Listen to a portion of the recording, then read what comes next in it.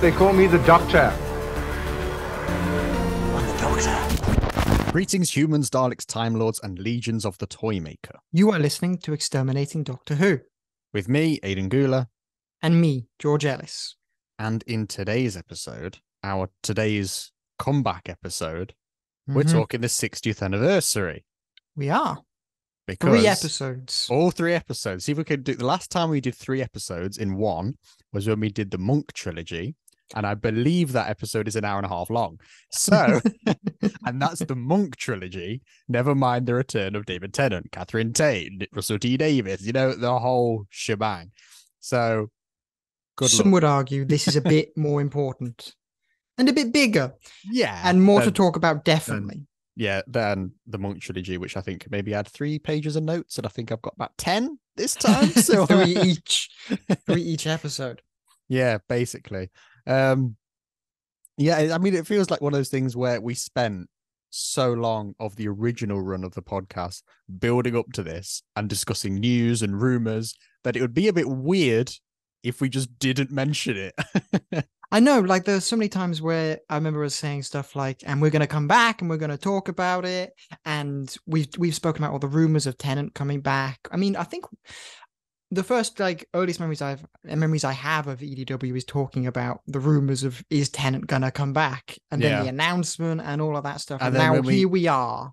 And when we had those 3 bonus episodes where we ran to the studio twice in one day, because we were like, David Tennant's been spotted in a new coat. It was like that kind of thing. Just big news. So if we didn't then go, so what did you think of the 60th? It would just be weird. It was like, I think in our last episode, which was Day of the Doctor, we were like, Power of the Doctor airs later this year. We'll be back with a review. And we just never did.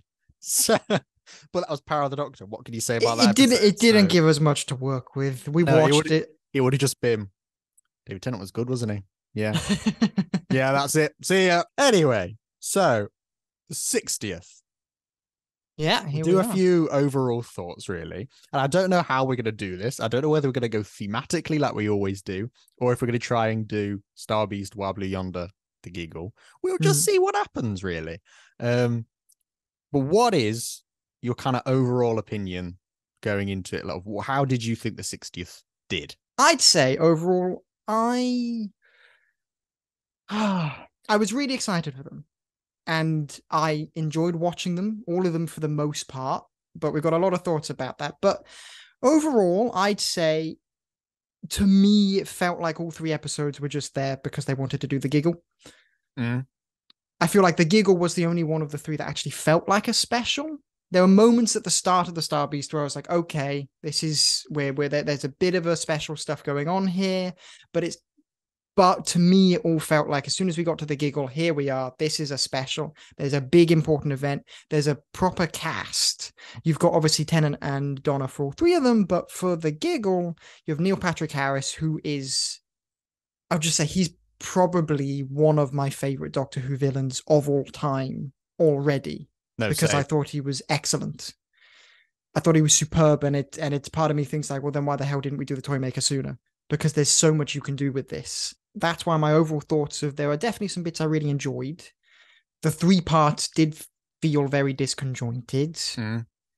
So to me, I think the whole point of this was for the Giggle, because the Giggle was the best episode of the 3. It was the strongest of a special. It felt like a special because you have a big name, you have a big story, you have a very good, just a really, really good story. Yes, it wasn't a special in the sense of multi-doctors, which is what everyone kind of wants and expects, and I wouldn't have said no to that, but I think it was nice for the Giggle. Yeah, I'm basically the same as you.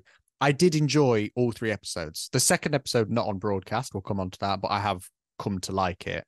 I did enjoy all 3, but for me, it felt a bit like episode 1 of a series, some random episode 6 or 7 of a series, and then like the last episode of the series. It felt like we just kind of condensed this series into just 3 episodes. And when we've gone into the 60th anniversary, you're supposed to go bigger than the 50th, and the 50th was huge. So I'm like, we're going bigger. We've got 3 episodes. Look, we can't even contain this in 1 episode. We've got to do it in 3. And even the Giggle alone didn't match Day of the Doctor. No, and Like- you kind of can't. So I get why they went it. I get why they did it differently, because you can't really match Day of the Doctor, but also, could we not have done an overarching story? Yeah, 3 I episodes. thought, I did think it was going to be, it's like the question, why did this face come back? Was never answered. No, all Tennant said at the end was because, well, Donna actually says, because Yeah, we've Donna got to goes- settle down. Yeah, it goes, you wanted to come home. And I'm like, yeah, but that's just Donna's theory. That's It was a not bit actually naff, what that. happened. I either wanted the Doctor to just kind of like either say, okay, obviously sometimes he gets the same face again, or to make it the Toymaker. It should have been the Toymaker. That's what I thought. I thought it was going to be all 3 episodes of why did this face come back? There's this thing, in the Star Beast, when Beep the Meep goes, wait till the boss hears about this. I'm like, here is the Toymaker, and all these things like that. And then, so I thought when we get to the 3rd one, it would be, I have been pulling the strings all along, Doctor. I thought it was going to be like that. And then he was just kind of there coincidentally. It was Monster of the Week. Yeah, it was. If this was a proper, I don't know, 8 episode, 10 episode Doctor Who series, great. I would have loved all of this. You have a start, you have a finish, you add more in the middle. I think this would have been an excellent series. Yeah. But they're quite bad specials. Yeah, they're on the lower end of the specials ranking, really. But if they were series episodes, they'd be on the higher end. Exactly. It's a really weird thing, whereas I did enjoy them. I'm the same as you. I did enjoy them. I had a great time with them. But did I want more? Yeah. As soon as the Starbeast came on, I was overjoyed. I was so excited. I was like, here we go. David Tennant's back. Donna's back. What's it going to be? And it was a fun start. It felt like we're bridging a gap. But also, to me, it felt a bit odd in a way. I don't know how to describe it other than I felt like you just dropped Tennant back with Donna straight away, and there wasn't really much time for me to get to know this new Doctor. I didn't really feel like I had time to get to know 14, and I only got to know him when he died. I wanted maybe 10 minutes of 14 just kind of figuring something. That's what I would have liked. And you hear Tennant, obviously 14, talking about how he's struggling with who he is. A couple of moments like that where he's by himself, but not enough for me to understand like who he thinks he is. I get that he doesn't know who he is, but I can't enjoy a character if I don't know. If I don't know who the character is, I can't enjoy the character. And if the character doesn't know who they are, but they don't tell me why they don't know who they are, then I know less than they know. Yeah. So it just felt quite odd to me to throw us straight into that. Yeah, I thought the same thing. Like, obviously the episode starts with that god-awful green screen intro where it's a full PNG image of David Tennant going, I once knew Donna Noble, but I lost her. And I was like, what is this? And then it cuts to Donna talking to the camera like she's in Miranda or Fleabag or something. And I'm thinking, that was one of the worst things I've seen in Doctor Who's history. I just thought we could have just had a previously trailer. Like, we didn't need this. Or even nothing. Yeah. Or write a story well enough that you don't need that. Yeah, or like, like Twice Upon a Time started with when it came up like 800 episodes and then it showed the first Doctor's regeneration. I just kind of expected something like that where it was going to be like, 10 series ago. And then it was just, no, don't, the memory erasing scene. I kind of expected that, not this weird, if she ever remembers me, I will die. Like weird, like this weird moment. It was a very strange moment. Really and then it throws you in with the opening credits. What are your thoughts on them? I don't know if we've really discussed them. No, we haven't actually. Okay, one thing I really don't like is the way the logo comes in. That's horrifically terrible. It is horrifically horrific. The thing gets me, they've not even bothered to put a crossfade on it. It just appears and then rotates 90 degrees and is there. And it's terrible. What? I think I saw a post somewhere about someone kind of rejigging that one element, and they added a bit of a sparkly effect, and it kind of fades in, and it was wonderful. And we've had that in previous Doctor Who iterations. Yeah, and if you think of, remember way back when we did Genesis of the Daleks, and you can even remember the Fourth Doctor titles, but that's obviously where that logo's originally from. Now, the whole opening titles is in a diamond shape so that the logo naturally comes in and the whole thing fits around it. Why have we brought back the diamond logo only to have a circular vortex? Yeah, it was like, it was very strange. And why is it all like purple and red and things, and then a blue logo? Like, it just doesn't match. I feel like to me the biggest problem with it was the logo. I think that's my biggest issue. Yeah, I like the idea. I love the idea of when we get call back to previous iterations. Classic stuff is great. It's great to have callbacks to it, but don't just translate it word for word from one thing to the next thing. If it doesn't work, you've got to change stuff for the modern day. It's got to match it. You can't just go, let's have a modern titles with a classic logo. Like, it's got to fit. It has to. And I'd say my biggest gripe with the opening titles is that logo. I think it's terrible. I think it doesn't, I think I get what you're going for it, but you haven't tried to blend this with what you're trying to do. No. It wasn't blended with I'm struggling to find the word for it. It's not current Who, it's not new. Is it current Who? What is it called? This new era? Because we're not in New Who anymore. New Who's over. No. I'm trying to say New Who, but it's not. New Who? Disney Who? What? I'm going to say current Who because it's as current as it could be. Whoniverse. Just call it Whoniverse. Which is very sweet. I like that being a thing. But yeah, for me, I didn't like the logo. But did I like the overall wibbly wobbly vortex thing? I actually did. Yeah, same. I think there's way too many cuts in it. I'd rather just have the TARDIS fly in. I don't need to see a shot of the light, now a shot of the door, and now a shot of it over here. Now we're zooming in on it there. Like, I don't need all of that. Like, I'd just rather use just spin. But, I love the way the names are revealed. It does the wipe across and the wipe back. I love that. It was just the logo that let me down. Yeah. I love the theme. Love the theme as well. The theme is actually like, it's probably one of my top 3 Doctor Who themes. Yeah, no, I love the theme. I think it's excellent. It harkens back to when we spoke about the Doctor Who movie. It harkens back to that theme. Yeah, with the little piano bit. Right.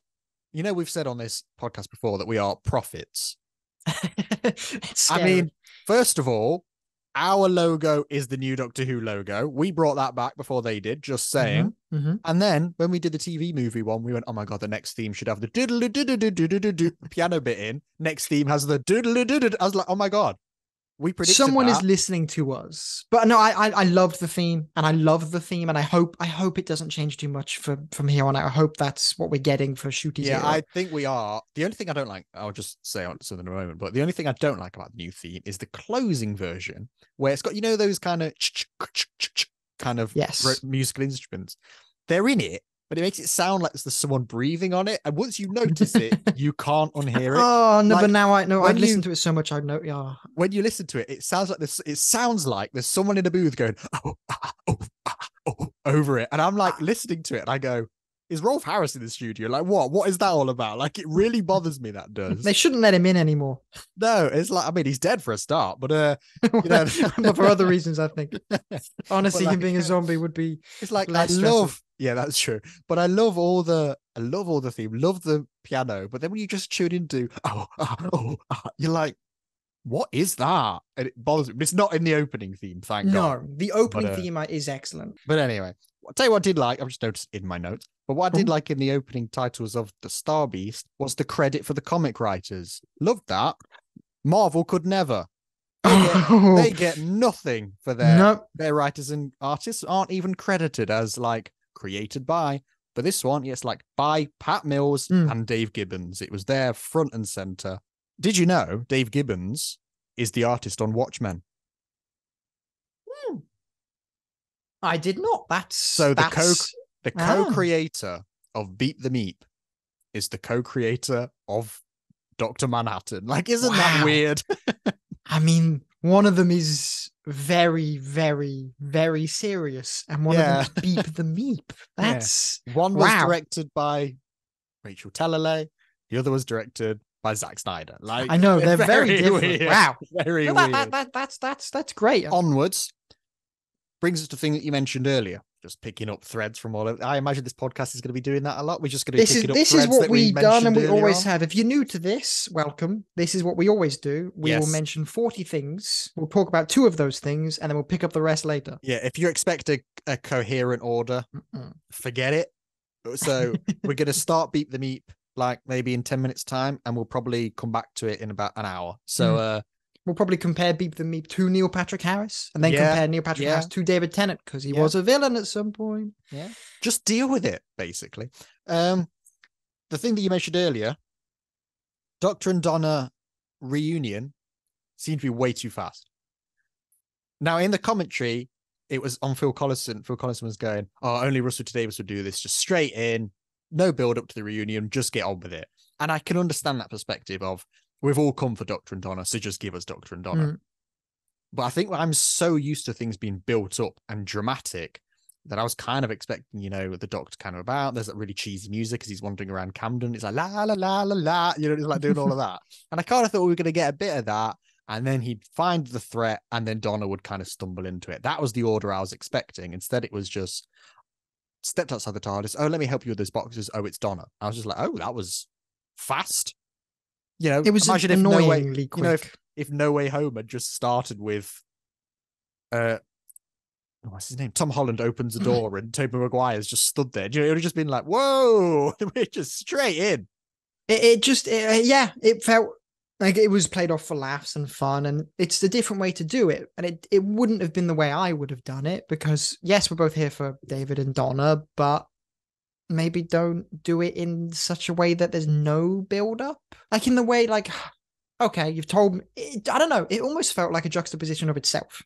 The opening tells you if she ever remembers me, she's gonna die. Okay, I'm with you. Oh God, here she is. 2 minutes later. It's a funny moment. No, it shouldn't be, should it though? I feel like you've told me it's a life or death situation, and now you're giving me a joke. And most of the about episode said was kind of situation. like that. I thought the Doctor was really sort of careless with it. Like he's talking to Shirley, and just brief interlude. What did you think of Shirley? Or as somebody I know calls her, just wheelchair lady, because he could never remember her name. Oh, I thought you were talking about someone else, honestly. Exactly. That's the impact she's had on this story. Not my favorite character. Right. In all honesty, she annoyed me, and I didn't feel like she had much reason to be there. Don't know why she was there. I felt like Unit, for the most part, were a bit weird at the start.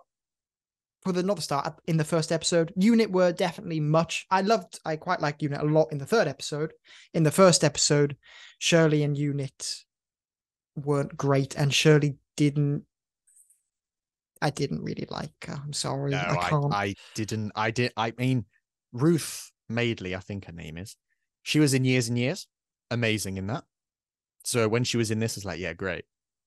But in all honesty, I thought her acting was a bit wooden. I think a lot of the acting actually in this was a bit wooden from a lot of people. I'll get into the later characters. We'll come on to Yasmin Finney in a moment. But no, I thought, I just sort of thought she was just weird. Like, when the Doctor goes, then I had a bow tie, then I was a Scotsman, then I was a woman. And then she goes, you got your old face back. Like the way she said it, it was exactly that delivery. You got your old face back. All right, thanks for that. Like, I really like that Doctor line. I love David Tennant talking about Capaldi, but then her saying that, it just came out of nowhere. It's like, okay, you got your face back. Like, well, thanks for that. Most of us are aware of that. Yeah, especially this guy. We've worked that out. Do you know what I mean? Yeah. Anyway, that was Shirley. Well, I think the character just felt irrelevant as well.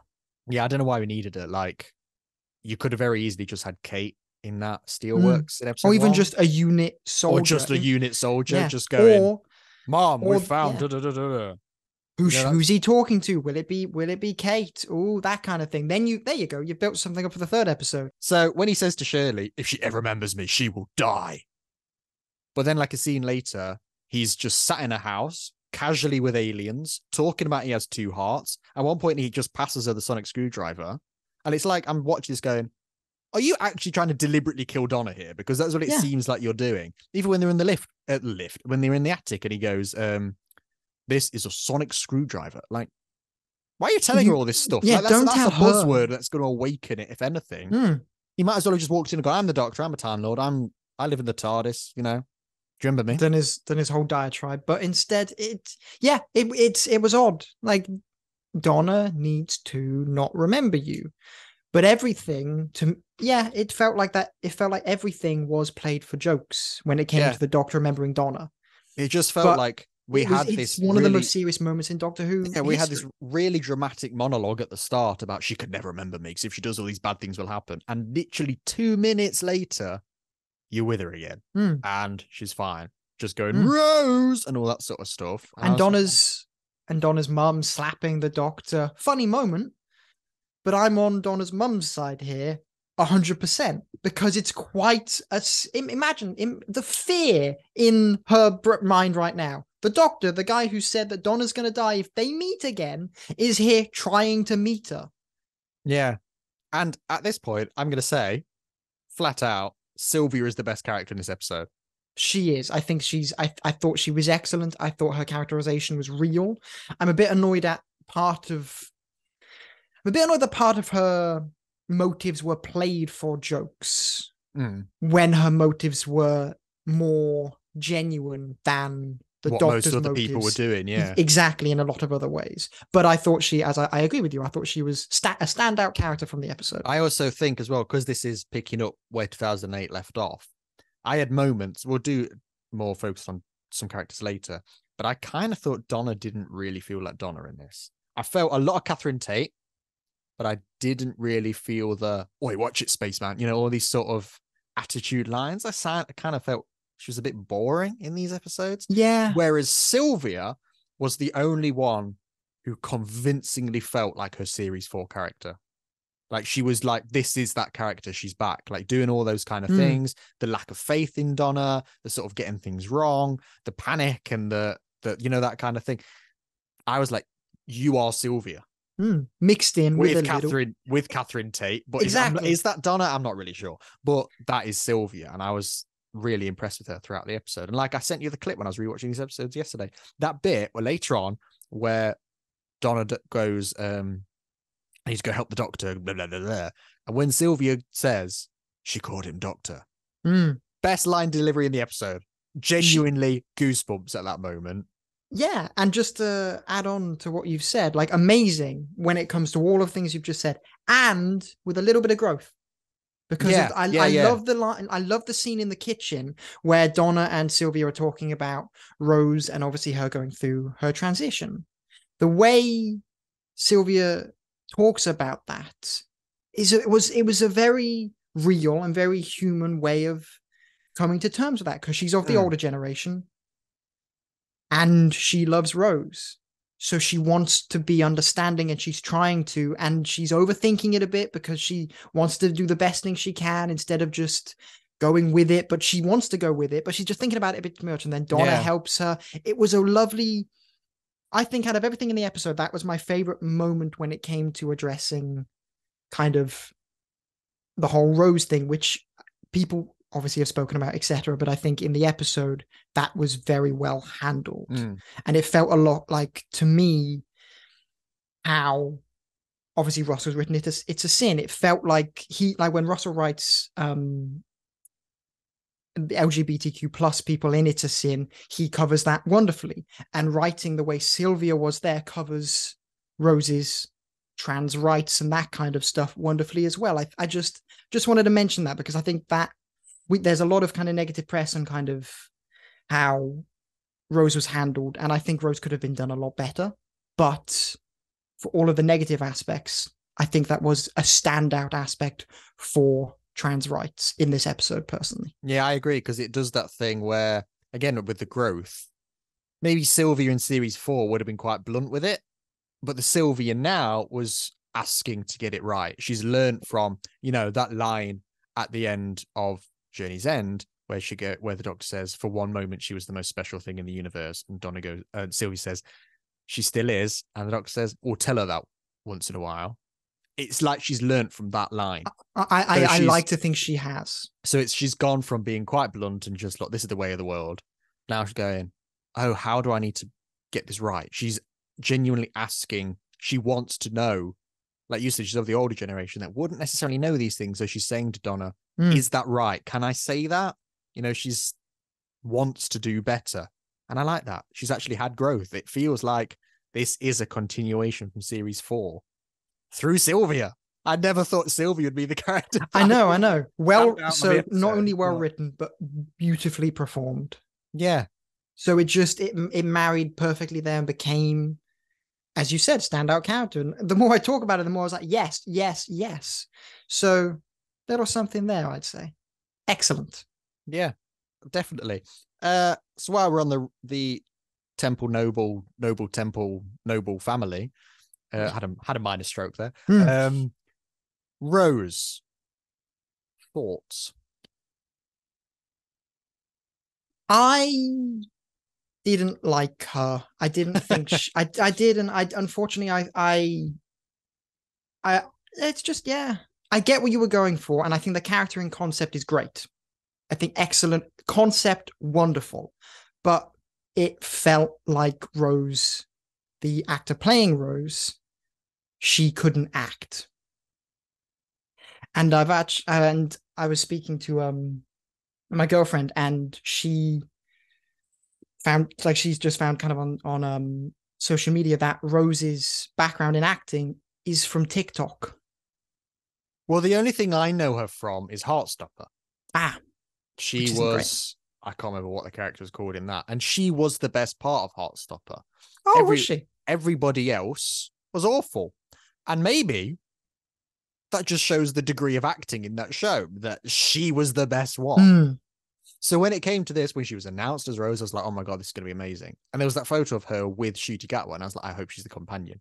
Thank God she isn't. Do you know what I mean? Like, she just, it was a shame. The idea of Rose, you know, I'm not, it wasn't one of those where it was an offensive character. It wasn't like, I don't want you shouldn't be, you know, it wasn't like, I don't mean in like the trans way. I just mean, you know, like Ryan is an offensive character because he does not need to be there. And it's like, why are you talking every time he talks? You know, we did one of these podcasts where I can't remember which one it was, but you were like, every time Ryan talks, he puts me in a bad mood. You know, like he's like that as a character is an offensive character. And I didn't feel that with Rose. It was like, no, you're fine, you're there, but like, I don't know what we're really getting out of you. And it was the acting that got me the most. The bit that got me most was when she runs through the alleyway and there's a noise from the bins. Immediately, right, you're on the street, there's a noise from the bin. First, you pause. What was that? And then you'd hear it again and go, huh? And you go, and then you'd maybe go on your third one, go, is there someone there? Do you know what I mean? Whereas what she did was she turned onto this alleyway, there was a noise, and she went, who's that? Like instantly, like really wooden, like that. Who's that? Yeah. And I was like, that's such an unnatural, for Russell T Davies, who's the master of natural dialogue. That was an unnatural line with unnatural delivery. And I was just like, that was the moment that I bumped into the most. And obviously, when we come to the resolution of the episode and we have the whole binary, non-binary. Now that bothered me, but we'll come on to that. It was just like, I just sort of, as a sort of side character, she's fine. But this thing that Russell T Davies said that he's going to find a way to bring Rose back because Yasmin Finney was so amazing that he has to work with her again. I'm like, sorry, were we watching the same thing? Because, and I think this might be actually an overarching thing for certain elements of these specials for me. There are other characters, as you mentioned, Shirley. I think there were other characters which weren't done well either. I think there's, say again? Mel? No, Mel, yeah. I was watching it with my girlfriend, and my girlfriend Googled her. Yeah. No, I mean, when I watched it with my boyfriend, and he went, so is she a well-liked classic companion then? And I went, she consistently comes in at last place as the worst companion of all time. Consistently. Yeah. And I get they've wanted to bring her back to change that perception. And I think they've purely done it because just before Russell became showrunner again, he did a big finish where it was the Sixth Doctor and Mel. And I think he was literally in the audio booth and he went, oh, I'm going back to Doctor Who. Do you want to be in it? And, you know, she's gone, yeah. And then he kind of said it as a joke. This is what I think happened. He said it as a joke. And then 6 months later, she's phoning him going, so, am I in it then? Am I in it? And he's gone, oh, for God's sake, I guess I'll get you in episode 3 then. Yeah. Or he's writing it and it's just Mel's just on his mind because he was in Big Finish. Just done that, yeah. Exactly. Yeah. I'm being a bit negative. but that's not Yeah. because I'm being honest, it's just how it is. I'd sooner watch the Rose, Shirley and Mel show than ever having to see Yaz, Ryan and Graham again. Yes. So, Yes. we gotta weigh it up. But I'm criticizing it really because we said on this podcast, and it's this quote that stuck with me, and I probably shouldn't have remembered this quote, but we said, I can't remember if it was me or you, to be honest, but we said, we are about to get the best Doctor Who we have ever had. Mm-hmm. And we've not. No, and we should have done. And it just feels like we're back at standard Doctor Who, which is better than bad Doctor Who, which is where we've been exactly. For years. It's a constant good. Yeah, not excellent. We've been bad, but now we're at, as Twitter users would call it, mid. And we're just sort of mid Doctor Who. It is your mid-series sort of, I don't know, I'm trying to think of an example kind of episode. It's just that sort of Sontaran stratagem type episode where you go, this is harmless viewing. Mm-hmm. But if that were a 60th special, I'd probably say it's quite crap. I love the Sontaran stratagem, though. That's the thing. It's just for specials. As a series, like the Star Beast. The problem with the Star Beast for me is because it's an adaptation, I know the plot. Mm-hmm. Obviously, all the DoctorDonna stuff, no.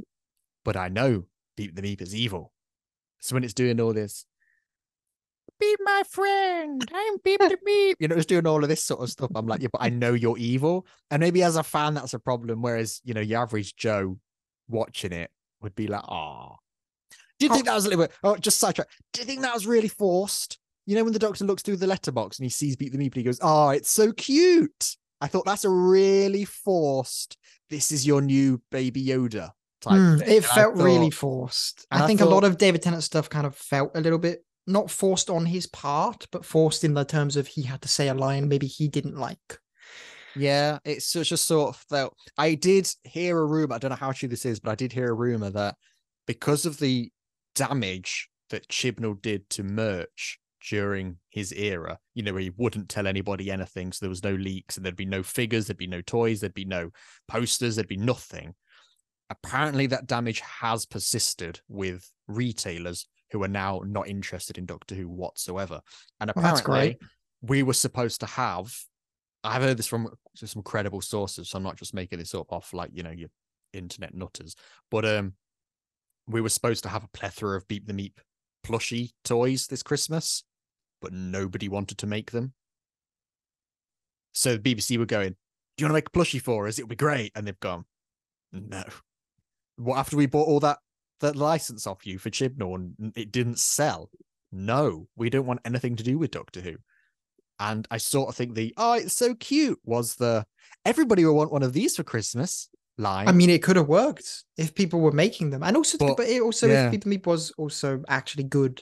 I don't know many kids no one bought Baby Yoda because he's secretly a Sith. Yeah, because he's cute and nice. But I have this weird toy downstairs. Can't be asked to go get it, but it's like this cuddly toy thing, and it's like a really cute monkey type thing. And then there's a button on the back of its head, and then it goes, and it changes the facial expression. You could have done that for Beep the Meep. That'd have been perfect toy. Yeah, actually. What did you think of Beep the Meep? The character and the plot generally.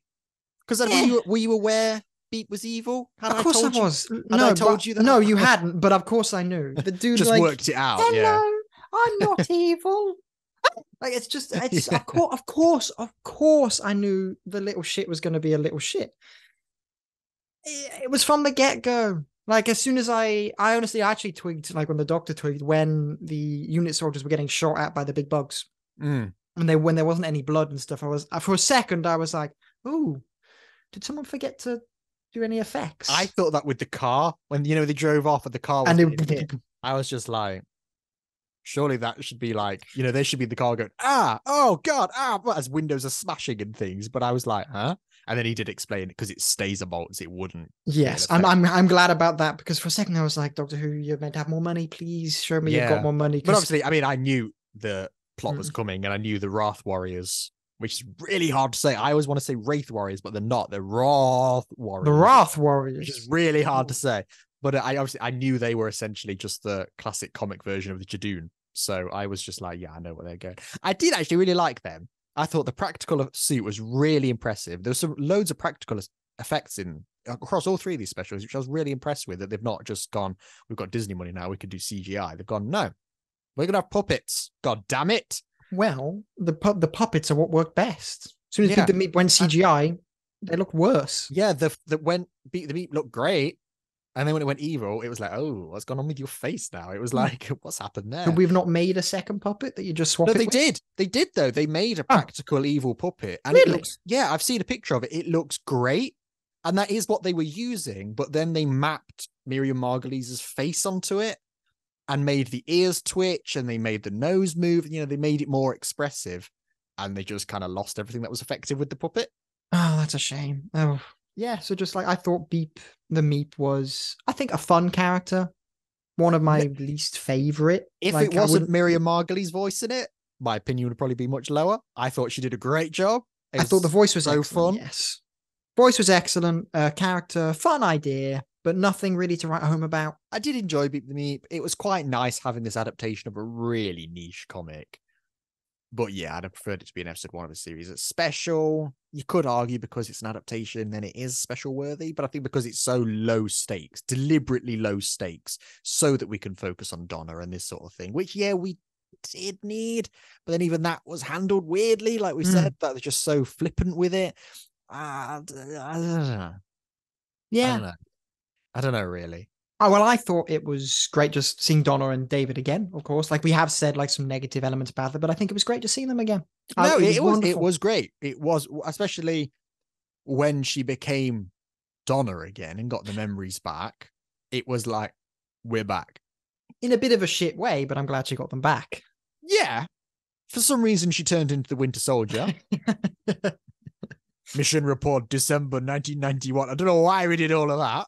One flew over in October or whatever. Yeah, what it is the Red Sparrows fly east in October. It was like all of that business, wasn't it? But it was like, what did he say? I think because he says all these words, and I do quite like that Donna goes, get on with it. Because she's like, why are you saying all this rubbish? And she's like, what? And then when it twigs, that's when she goes, dance, Mexico, spiral. I'm like, what are these random words? You think he just flicked through a dictionary and just went, that one. I wish it was just one word, though. Like, imagine if it was just like, okay, maybe a connection of 2 words, like. Yeah, but how dangerous would that be when? No. But like dodo, googly woo. Like, I don't know. If it was just one word. You know, if it had just been like binary. But when Rose had gone, I'm non-binary, Donna would have just gone and regenerated at that moment. But I think there would have been a word, though, that you could have picked. Like, if you'd have gone with Dalek. There you go. When is she going to say the word Dalek? Yeah, she's never going to hear the word Dalek, is she? No, yeah, that's true. There you go. I did think, Russell's writing has always been a bit contrived, where he sort of has an idea that doesn't really make sense, but it sets up the plot in a way. So you kind of go, oh, I guess we had to do that. Like, why was there a screen that split the control room in half? Yeah, that was really. It's essentially you're driving a car, and then for some reason half the car just gets sealed off. You'd be like, what does this achieve? My heated steering wheel's over there. Can you press the button for me? Yeah, it's like that. Yeah, exactly. It's like that's the bonnet switch is down there. Do you mind just getting it for me? Do you know what I mean? It's like, why? Could I just mention 14's costume? Yes. I love it from a design standpoint. We have spoken about it before, I think. Yeah. But what was with the one really tight button? That was David's input. I know it was. And I think that was I love you, David, but that was a really shit idea. Yeah, I don't know why he did that. Because he looked way too tight on him. I get that he's got to be skinny, but he's also, when in Ten's era, he knew how to wear skinny stuff without wearing something 2 sizes too small. Come on, man. Like, it was. Yeah, it was David's input that. It was, they were just going to have it unbuttoned. That was the plan. And then he went, no, what if I just did a button? They were like, all right, if you want to. No. There were things like that, actually. It didn't fit. There are things like that, actually. I was quite impressed with. I mean, that's a weird one, but I was quite impressed. It's nice that they took with David Tennant's input with a lot of this, where he'd said at one point, he said, there would have been no point if I'd come back and played it completely differently. And I get that because, if you're bringing back David Tennant and he said, if I have a funny voice and a hat on now, you're not going to know who I am. What would be the point of bringing him back? And I understand that. But I saw that Russell T Davies had said that he'd written the character exactly as the 10th Doctor. He'd written it as the 10th Doctor. So any differences there are, and I think 14, we're on a 14th Doctor section now. Why not? And I think 14 was far more mellow, far more moody. He felt older and wiser, which I liked all these things. It did feel like the 10th Doctor at times, but most of the time I thought this feels like the 13th Doctor in a different body. I was like, I kind of like this more subtle approach that he went for. So any of those things are down purely to David Tennant. Yes. Because Russell had written it as the 10th Doctor, but David came in and went, no, I've just been Jodie Whittaker. I need to address this sort of thing. And I'm really impressed with that. That's wonderful, actually. And I like that they let him do that. Yeah. The suggestion for the button, wonderful that he was able to suggest it and they took it on board. Dumb suggestion, but I like that idea. But no, that's really nice. And I think for me, 14, we might mention this later as well, but 14 felt like 14. Elements that harken back to other Doctors, but he wasn't 10. It did feel like, if I did a Doctor ranking, I can rank 14 separately to 10. They do feel different.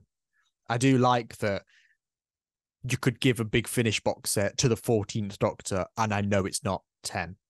I like that idea that you can have this other thing. That's kind of the point of the costume. David Tennant said that they'd wanted something. Originally, the original costume was something just the 10th Doctor's costume, but with a slightly different color. Maybe instead of like a brown suit or a blue suit, they'd have maybe given him a green suit or something. It would have just been a subtle difference like that. Whereas they said, actually, let's try and give it a costume that's different enough that anyone who's paying attention can see it's a new costume. But most people that just sort of remember Doctor Who vaguely for 15 years ago can't tell it was any different. Yeah, that was what he was in then. Sure. Yeah, I do love that idea. I think this. I think I might even prefer this outfit to the 10th Doctor's outfit. I think so too. I think so. We'll just tie this up with the meta crisis. I'm quite disappointed in the way it was handled. I think it's Donna's back, great, but also, did she need to be cured? Because I feel like it takes away from those stakes. Why does she get saved in a way? But okay, let's go with it. She's come back. It's been decided. I'll run with it. She's saved. That's nice. That's great. But the way she was saved doesn't make all that much sense to me. There's an ongoing thread with these 3 episodes, I think. And Russell's endings have always been notoriously bad anyway. I think the only finale conclusion he ever did that doesn't have any problems is Doomsday. Because I know people hail Bad Wolf Parting in the Ways as one of the best ever finales ever, but Rose just magically gets the power of the vortex at the end. All right, sure. The Series 3 Master one. He turns into Space Jesus for some reason. He just floats through the air. Oh, that's horrific. I love that episode, but that is one of the worst things in Doctor Who history. Yeah, no, the episode, love it up to that point. And then when he's just floating through the air is in a cross while everybody around the world's going, Doctor, we love you, Doctor. Jesus, praise the Doctor. Yeah. I'm like, what is that all about? Journey's End. I know Russell, Journey's End. The DoctorDonna just miraculously appears and says, oh, there's 2 Doctors now. Wow, woo, whatever. But at least with that one, there's a caveat with that of DoctorDonna being, she loses all her memories. So you have that Deus Ex Machina, but there's more to it. I know Russell is notorious for his Deus Ex Machinas. But they don't have to be so... Honestly, the word I've got here is ham-fisted. Yeah, the thing is, when Russell's come back, and we've said countless, like, oh, this is a Russell that's grown, he's done It's a Sin, he's done Years and Years. No, it ain't. It's exactly the same writer. It's the same. I don't feel like I'm watching. He has not developed. The common thread between these 3 specials is a unclear, vague, quick ending. All 3. Yeah. Every single one has it. I've got a real gripe with when we get onto the Giggle of how, let me say, Neil Patrick Harris is put away into a box. I'm quite unhappy with that I don't know, I'll get onto it. But just quick endings, which don't it felt like they've been built up. Again, we've got this intro, which says, if she ever remembers me, she will die. She remembers him. And she does die 55 seconds later. She does. And we have this moment with Donna Noble is descending and all this sort of thing, which I loved all of that. And she dies. And I thought, well, we know she's in the 2 other specials. We've got to fix this somehow. And then Rose flicks a switch. Donna's back alive. When Because she flicked is. that switch, I was like, "Oh, who is it?" And then I was like, but you haven't. I'm not. Yay, Rose! I'm like, how's this working? Okay, and I've watched each episode 3 times now, which is quite insane, really. But It's quite insane. it is. I watched them all on broadcast, and then I watched them all again the next day to finalize my thoughts, and then I watched them all again yesterday for this because I was like, what happened in these episodes? But I still don't get the non-binary thing. Still don't get it. It doesn't work Because it doesn't work. It's one of these things, and I said to you, I was like, I've just seen a Twitter person. I've just seen somebody on Twitter. Don't you mean X, Aidan? No one calls it that. I saw somebody on Twitter explain the metacrisis thing as because Donna had a child, it became a shared inheritance, as the doctor said, and basically 50% of the metacrisis was passed on to her. Now they shared it, and that's how they were kind of able to let it go. That was just a theory. And I remember saying to you, I think I kind of get it now because I've just seen somebody explain it. And you went, yeah, but if you're having to read a Twitter theory, then the episode's not done a very good job. It should have explained that contained in the episode. And I thought, yeah, you're right. Yeah, I've said that about other things in Doctor Who before. It's the idea that I have this very firm belief that if I'm watching something and I then have to do extra research on the thing I've watched to understand it more, it's not done didn't it properly. do it well enough. No, it didn't do it well enough. This idea that, they just went, just let it go. Oh, let it go. I'm like, well, why couldn't they have just done that? Why couldn't Donna have just done that in 2008? And that's when people going to go, yes, or because she had 100% of the metacrisis then, she only has 50 now, so it's easier to let go. But even when they let it go, where's it going? Where's it going? And the episode didn't tell me that. No. It doesn't. And does it work like that? I don't think it does. And if okay, yes, she could have just let go this whole time. It's an interesting way of thinking about it because the Doctor's always held on to companions, but then again, he's also very good at letting go because he always leaves them. And it's that weird bit as well, where they say this is something a male presenting Time Lord will never understand. He's just been a woman. I was like, he's just been a woman. In fact, in all promotional material about the Doctor now, we refer to the Doctor as they because we've established the Doctor is non-binary. Yeah. Do you know what I mean? So the fact that Rose was going binary, binary, non-binary, and then there's that line where the DoctorDonna say, because the metacrisis is male and female. And then Rose goes, I'm neither. I'm like, well, you are. Doctor's also, though. That's the thing. Non-binary is it's a gender construct. So it's all in your mind and sociological, societal perspectives. You are still biologically one or the other because you can't undo that. You have to be one or the other. I mean, if the metacrisis must purely rely on what your brain's doing. If it does that, then yeah. If it relies on your brain, then sure. But surely it is more of a physiological. That's not a word. Physical? A physical. That wasn't the word I was looking for, but I'm going to go for it. It's more of a physical thing. It's you are part-time. The reason Donna couldn't cope was because her body was going, but I'm a human, but I've got the brain of a Time Lord. This doesn't work. But in any case, Rose still has the body of a human. That's what I'm saying. For me, ultimately, I'd like the whole like non-binary, binary, etc. pronouns.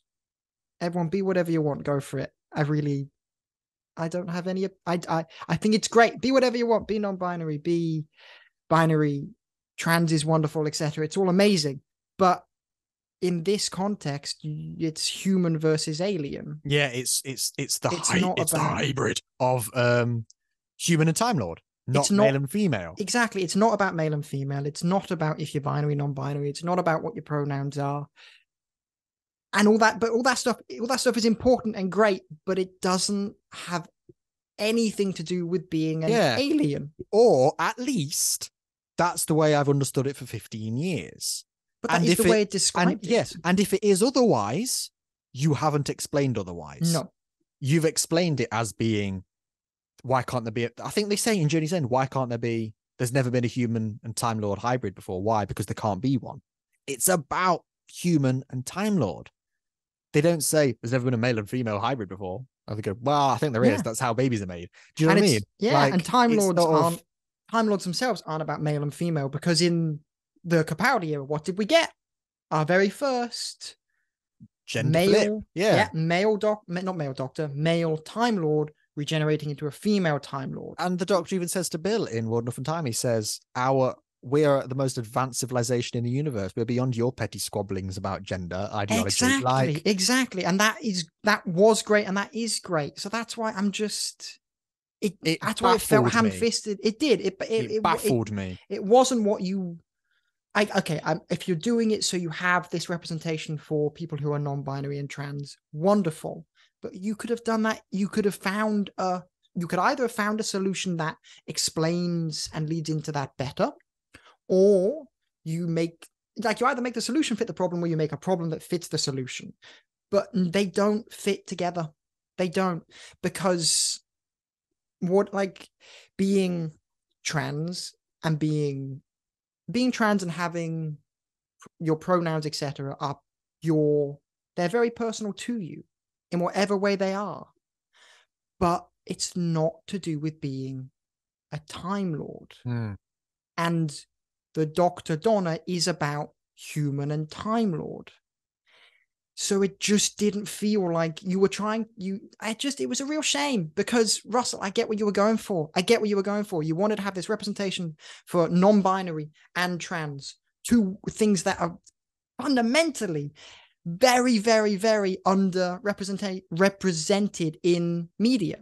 Like all media, it's a thing that I'm honestly quite sick of, because it's a very important current thing. It's always been important, but at the moment it's in the news, and like people are like, oh god, I got the older generation that are watching the news and they're getting it mis-explained to them, or they're seeing people with bigoted opinions seeing it, and it really pisses me off.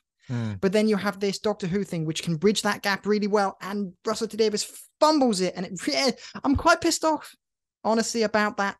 Could you not have found a problem that fit with teaching me? Because I'm not non-binary, I'm not trans. I would like to learn about it, Like Sylvia. Exactly. I'd like to learn about it. And like no one in my family is, so I've got quite a limited understanding. And I'm open-minded to it, and I'd like to learn. But Russell, you didn't explain it well enough in your episode, and you didn't give us a solution to the right problem where you could have had this representation land flawlessly. Instead, we're focusing on a caveat with the way the problem was solved, because it's to do with Time Lords. We're focusing on this instead of just saying, wasn't that great representation and great way the ending was solved? We're focusing on the problem, which was the writing, instead of just having it land flawlessly. So I'm quite pissed off with how Russell's done that. No, I get what you were going for, but you didn't do it well enough. Yeah, I'm on the same page. It's just, if it is about the non-binary gender thing, that's not how you explained it to me. I understand it as being human Time Lord. And if it is something else, because obviously Russell is adapting a concept he made up. He's not having to stick to the Doctor Who rule book. Wait, you're saying this isn't real? Yeah, he made this up. This isn't, it's not like he's going, well, if he wants it to be that, it can be that. But you didn't explain it that way. No. And when I've believed something for 15 years, it's kind of a bit hard to go, oh, so it wasn't that. And there's always the risk of, I think Donna's companion exit is the best companion exit ever in Doctor Who. And it was one of those where I never wanted that to be undone. And now it has. And I don't know when I watch Journey's End again, I don't know if it's going to land. No, I think it will, because at the time, I think it's written to be the final ending. And I think the acting is there. So I don't think it'll change it too much. It's kind of like, talk about Star Wars. If you go back and watch the original trilogy, the sequels haven't ruined the original trilogy for me. The sequels I still think are dog shit, but the original trilogy isn't ruined for me. So I hope it won't. I really hope it won't though. But I like to think it hasn't, but I get your point there. It's why retouch something that's so well done. And when we saw the trailer for the 60th full one with Why Blue Yonder, see the segue I'm doing now, look. There was a bit, it shows that clip where Donna says there's something so bad the TARDIS ran away. So when we saw that in the trailer, it's like, okay, so we know she's getting her memories back. She's going to have to travel with the Doctor anyway. But I assumed it was almost going to be a kind of, she gets her memories back in episode 1. She gets to keep them in episode 2, but she loses them all again in episode 3. That's what I expected. Not just episode 1 to go, she's gone back now, it's fine. I don't think, all those stakes are gone. To be like a bit morbid, I think Donna should have either lost them all again or died I don't know. I don't think we should really have killed her because it is the 60th anniversary after all, and we can't kill off a beloved character. But just to go, look, happy 60th. You've got 3 more adventures with Donna. Look at this, but you know it can't end well. You know that sort of thing. That's what I expected, not just to go plain sailing off into the universe and just be like, yeah, she's fine now. Donna spills coffee on the TARDIS, and apparently that's enough to destroy it. I liked that gag though. I love when she spilled it and she went, I've done it again. Yeah. It was so funny. I loved it. I quite like the interpretation of in the Christmas invasion, when they spilt tea on the TARDIS, it made the Doctor better. Tea's a very British drink. Coffee's a very American drink. So when you spill that on the TARDIS, oh no. It all goes wrong. And I quite like that interpretation. And the TARDIS has a mind of her own. Like, I just think the TARDIS was just angry. Coffee, get out. Yeah. Like, I think the TARDIS... To be fair, the TARDIS did put a whole panel on the TARDIS just for a coffee machine. So, I thought, have we not got better things to have for there? Like, why a coffee machine? I felt like it was a fun bit, but also like, I hope it does more than coffee. I bet it's just a big 3D printer or something. Yeah, probably. It'd probably go the way of in Jodie Whittaker's first episode, where she finds the TARDIS and she goes, "Oh my god, I've got a custard cream dispenser." Then we never see it again. No. So I imagine it's probably going to go the way of that, really. But I liked the joke. There you go. Yeah. Well, thoughts on the TARDIS? I've got 2 thoughts. I love the space. Mm-hmm. I love how big it is. I love how the colors can change. Yeah. I was open-minded to the design, but as I've seen it more, I don't really like it at all. I think it's really impressive. I think they've done a great job with it. It's a shame because my forever favorite incarnation TARDIS will always be Capaldi's. I love that it's a 360 set. I don't like with this one we've gone back to the Tennant era. We are half a set like a sitcom, and it was clear we're only ever going to see it from this one angle, sort of thing. But I think it's really impressive. My biggest issue, so white. It's so clean. It's so clinical. Yeah, it's so clinical. It's just like empty. It doesn't. TARDIS is supposed to be homely. It's supposed to feel like somewhere we can relax, and we've got seats, and we've got Matt Smith on a swing, and we've got Capaldi reading a book, this sort of thing. This just feels like, I know we've got a jukebox in it now for some reason, but it just kind of feels like you go in, you stand there, you don't move, don't touch anything, don't get anything dirty. It just there's no personality. There's no personality at all. It just feels like white sci-fi set. And I can half get it with 14 because he said he doesn't understand who he is. Okay. So the TARDIS doesn't understand what to give it is either. Yeah, exactly. But then with Ncuti, why is it the same? Ncuti has so much personality in the tiny bit he was in the Giggle, and then the bits I've seen of the next episode, so much personality, but TARDIS doesn't match. No. And when the TARDIS lighting changes, in that clip they released of Ncuti showing off his Sonic, when it was a row of red lights and then a row of blue lights, and it created this purple effect in there. Loved that. I thought it looked great. When they change the color of it, it looks great. It makes it feel a bit darker, a bit closer, rather than white and big. So open, yeah. And it's almost like they just thought we'd all watch this and go, wow, that's huge. That's amazing. That's the best TARDIS ever. But we've forgotten the parts of the TARDIS we like. Tennant's TARDIS has got a little seat. He's got a little bed. He's got these things about. The coat stand. I always remember the coat stand. Exactly. It's these sort of, I've seen somebody do an edit where they've said Ncuti's got so many outfits. We should just have clothes thrown about the TARDIS. We should just have a a wardrobe rack there. We should just have that there.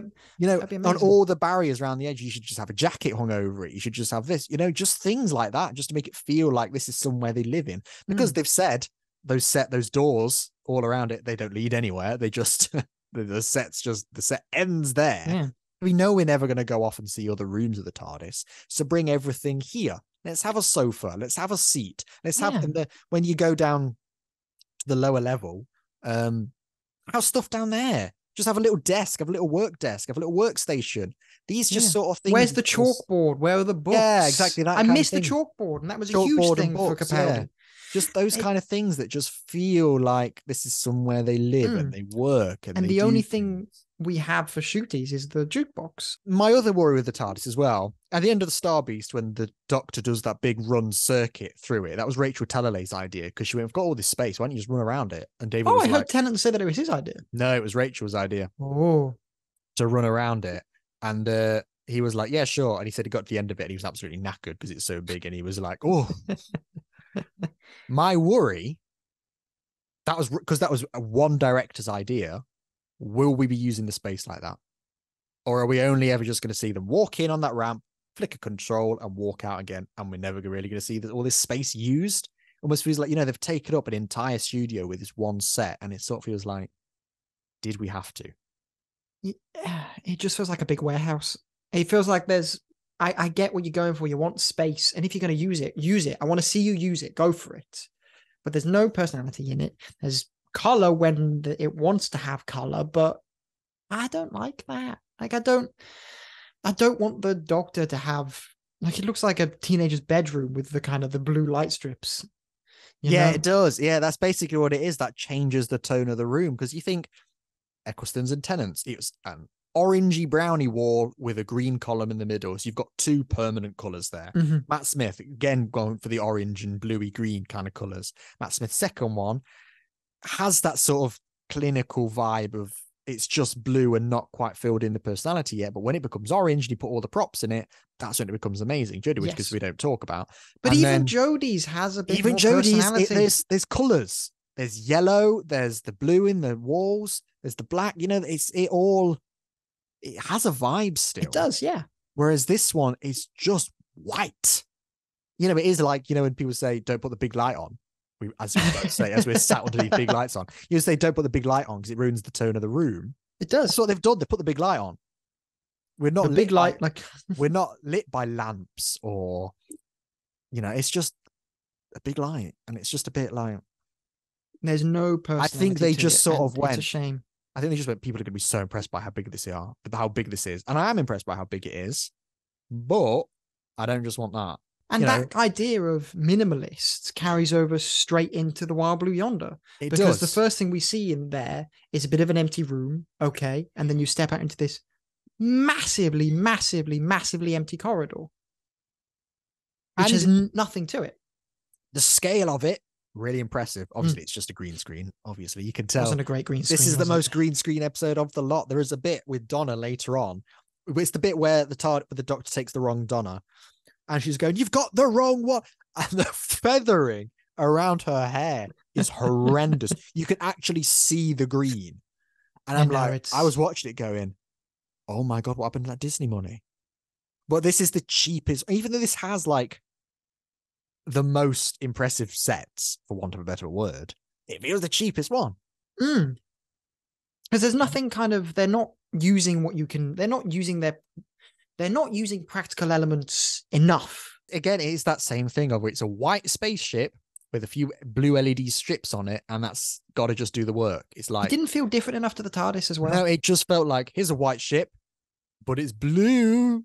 No, it's not. You've just put a blue light on it. Mm-hmm. Yeah, but look at that. Look at all the water going through all the pipes. And yes, but it's just white ship. How many times have I seen this? There's a white robot.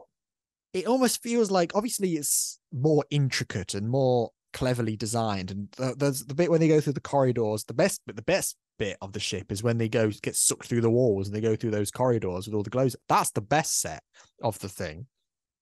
When you've got some grime and dirt on the walls, things like that. But it almost, and that's when it's more intricately made. But it almost feels like we've got rid of New Who spaceship design. gone to classic spaceship design of just white corridor, white walls, white floor, white doors. It just feels like, why have we gone back to this style? It didn't feel real. And No. Doctor Who should feel real, even when you're in space, even when you're on an alien spaceship. It should feel like it's a real place that they've gone to. But all that CGI made it feel very fake, and all the color just sucked the life out of it. It was very hard for me to connect to the lives that died on that ship, because what the fuck is that ship? And there was one shot in this where I feel like all the money went. When they send the little drone out to have a look along the whole Love that bit. Spectacular. Love that bit. And it looks amazing. When I saw that bit, I was like, I feel like I'm watching a J.J. Abrams Star Trek film. I was like, that's really impressive. It really and I think was. You're right. All the money went on that one bit. Because we could see the whole scale of the ship. Yeah, we had a really extended shot of the ship where I almost thought, kind of editor brain kicked in. I was like, she should be lingered on this shot for a little too long there. But I think it was just go, look what we've made. Yeah. And again, it was maybe that TARDIS perspective of, look at the scale of this thing. And it's like, yeah, but what are you going to do with that thing? Yeah. And I know you really enjoyed Why Blue Yonder when you watched it. I did. I really didn't. I found it really boring. And I've seen a lot of people say, wow, this is the modern Midnight. This is the modern Heaven Sent. And we are going for that vibe. I can tell we are deliberately trying to do that. And I think if this had been mid-series, this would have been like a 5-star episode for me. I'd have gone, wow, this is the new Midnight. We've got much slower stakes. We're using that cheap episode to our advantage, all this kind of thing. I do think that. But it's almost like the context of what the episode is changes my opinion, because as a special, I don't just want David Tennant, Catherine Tate wandering around a green screen for an hour. No. That's all that happens. That's it. That's the episode. As a special, what does this have to do with the first episode? No, yeah. What does this have to do with the episode after it? Our friend Daniel, obviously previous guest on the podcast, he said to me, he went, how have we got a filler episode in a series of 3 episodes? And I thought, that is this. It's just a filler episode. He's right. We've only got 3. It's like, he's angry. He's losing it. You take this out, nothing changes. No. Literally nothing changes. I loved this one, and I still do. I think it was great fun. I watched it with my folks and my girlfriend. We had like a big we had a Chinese. We had a great time with it. I thought you were going to say pizza night. Oh, you've thrown me off there. It was on a Saturday, I know. Oh, I see. Yes, of course. Yes. Pizza night's Friday night. Oh, I haven't changed. That's crazy. Time flies, but I'm exactly the same routine. Nothing's altered. Oh, it's embarrassing. No, but so I just had a great time watching it with my folks. We all had fun with it, and it felt like this. It felt like an episode of It felt like an episode of 10 series. Obviously, 14 is different, but it felt like an episode of just Doctor Who. You're watching a Saturday, great time with it. But it's not a special. No, and it's not what I wanted from the specials. And I enjoyed this one more than the last episode, because I felt like there was less like kind of ham-fisted context. There was less trying to explain away stuff that didn't really work. I felt like this had the strongest self-contained story, and I love that from a thing. But for specials, shit idea. But I prefer this to the last episode. But as specials, it doesn't work. We keep coming back to this. These are the 60th anniversary specials. That's not our words. That's the words of the BBC. That's what you promised us. And it's not delivered on that. I'd said that when they were promoting this episode in Doctor Who magazine, everything they'd said, they barely revealed anything about this episode.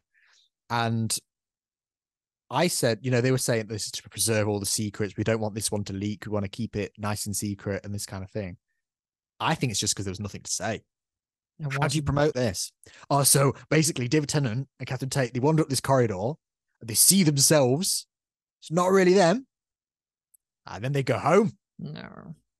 And I'm like, all right, it was just, tell me something only Donna would know. The movie.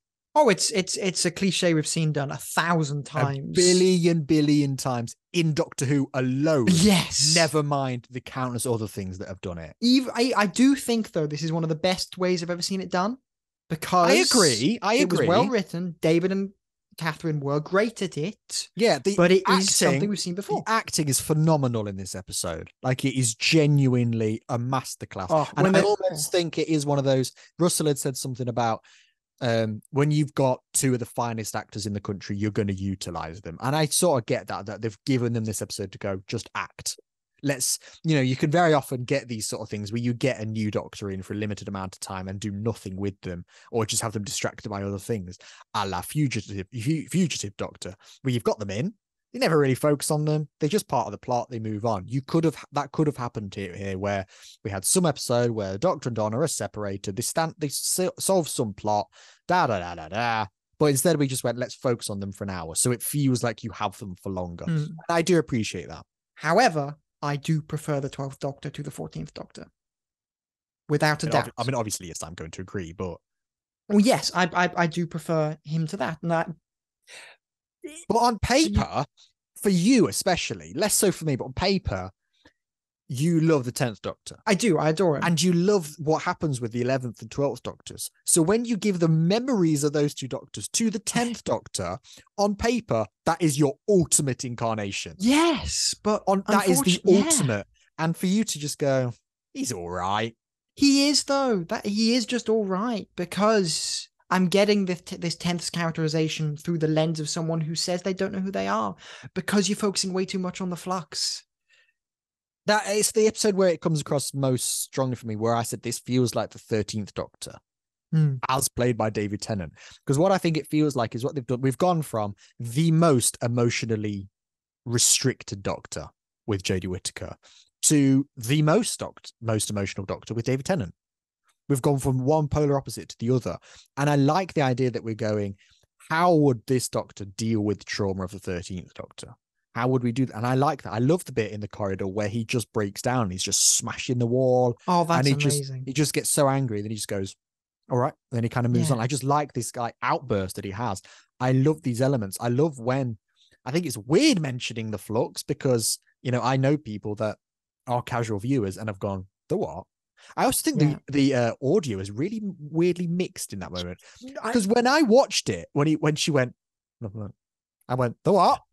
And I had to kind of go, what did you say? The audio for all 3 episodes weirdly mixed for me. I watched it on Yamaha soundbar. Right. And the music was always louder than all of the dialogue in every single scene. And I was struggling a little. I was struggling. I have a very expensive soundbar. Yeah, that should do the work. Like these headphones as well. These headphones, right, are like the perfect audio editing. And obviously, you're going to get better than what I've got. But these are designed to be perfect for audio editing. I was editing a YouTube video because I've tried to get my channel up and running again, and then life got into the way. But I was editing a video when Destination Scaro came out, the Children in Need special. So I just would pause my editing, I switched to iPlay, and I watched it through these.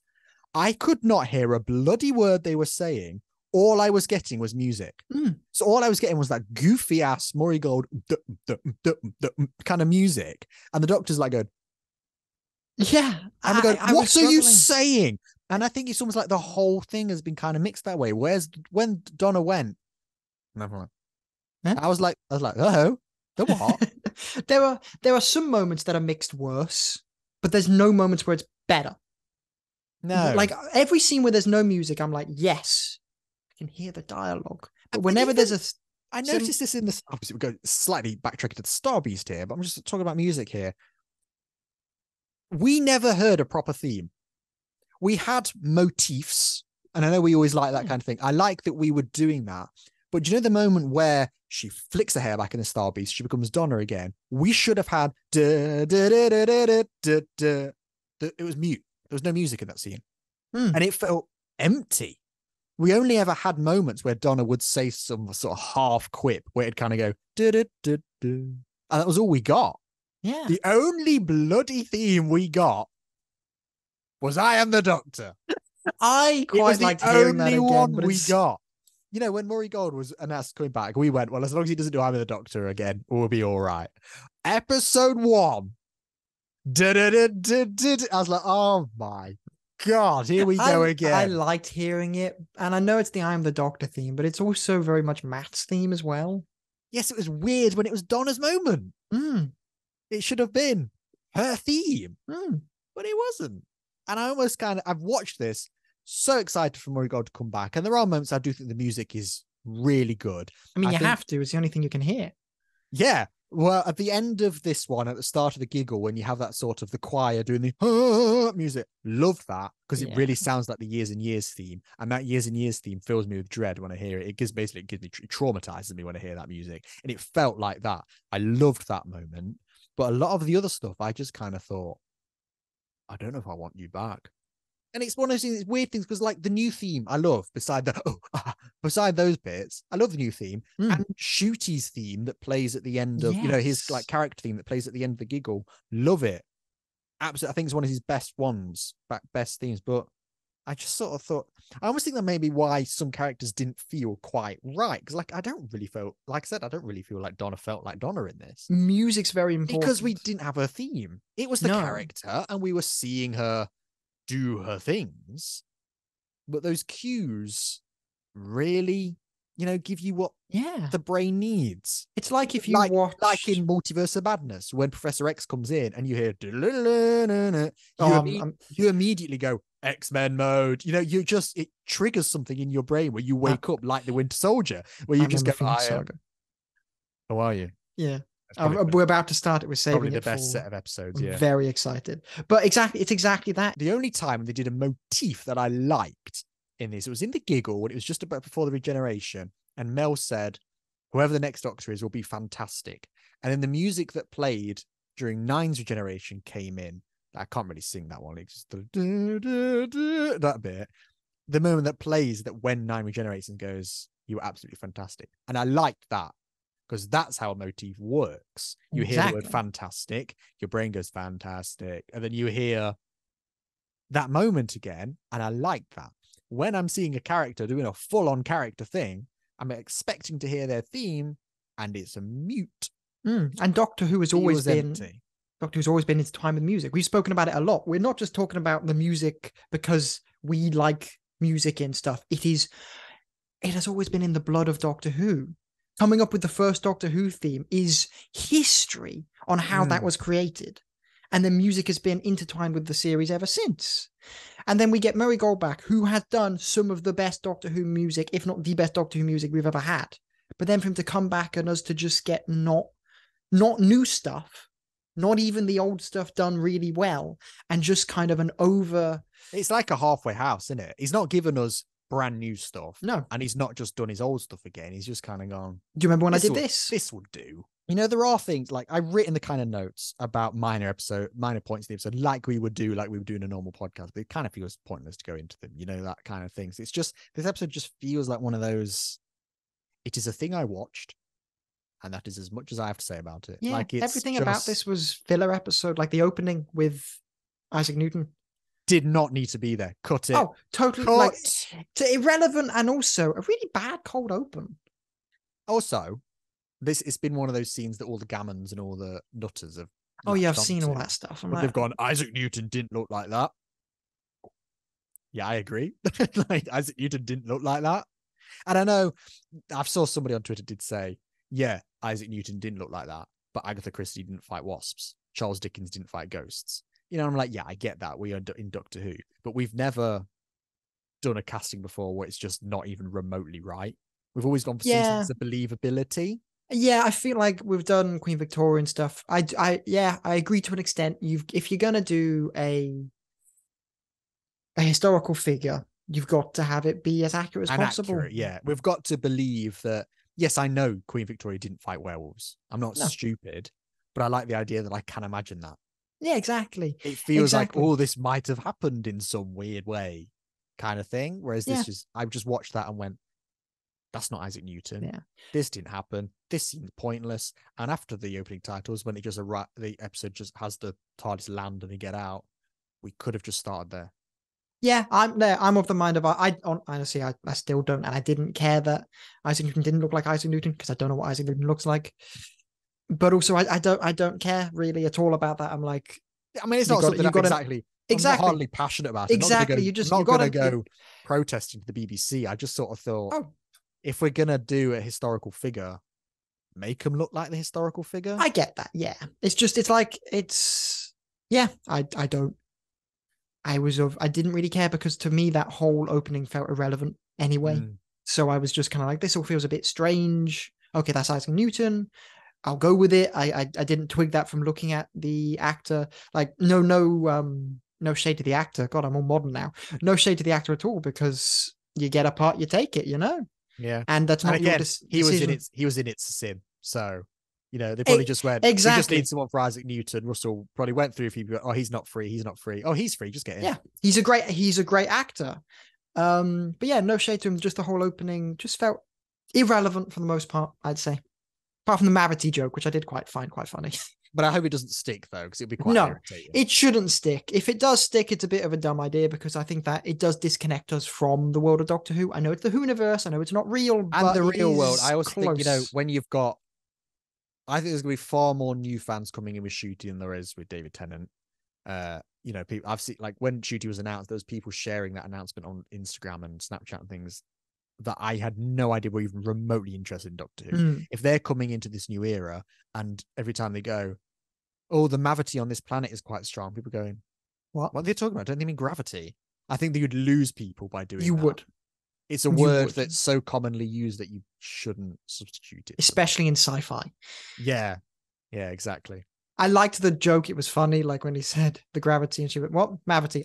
Like it was a fun joke, self-contained as well within the episode. So leave it there.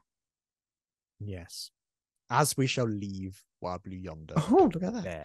So actually, no, just before we do, my favorite moment of the episode was actually just before Wilf comes in at the end. Like I said, my life ended after Star Beast.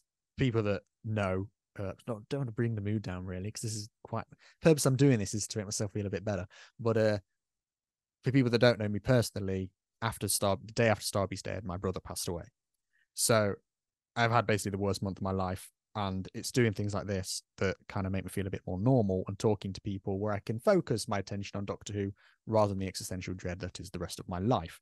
Yes. So when the Why Blue Yonder ended with the line where Donna said to the Doctor, "Will you be okay?" And he said, yes. And she said, when? And he said, in a million years. That line really hit me, because I'm watching that going, this kind of gave me a bit of hope that I might feel okay again one day, even if it takes a million years.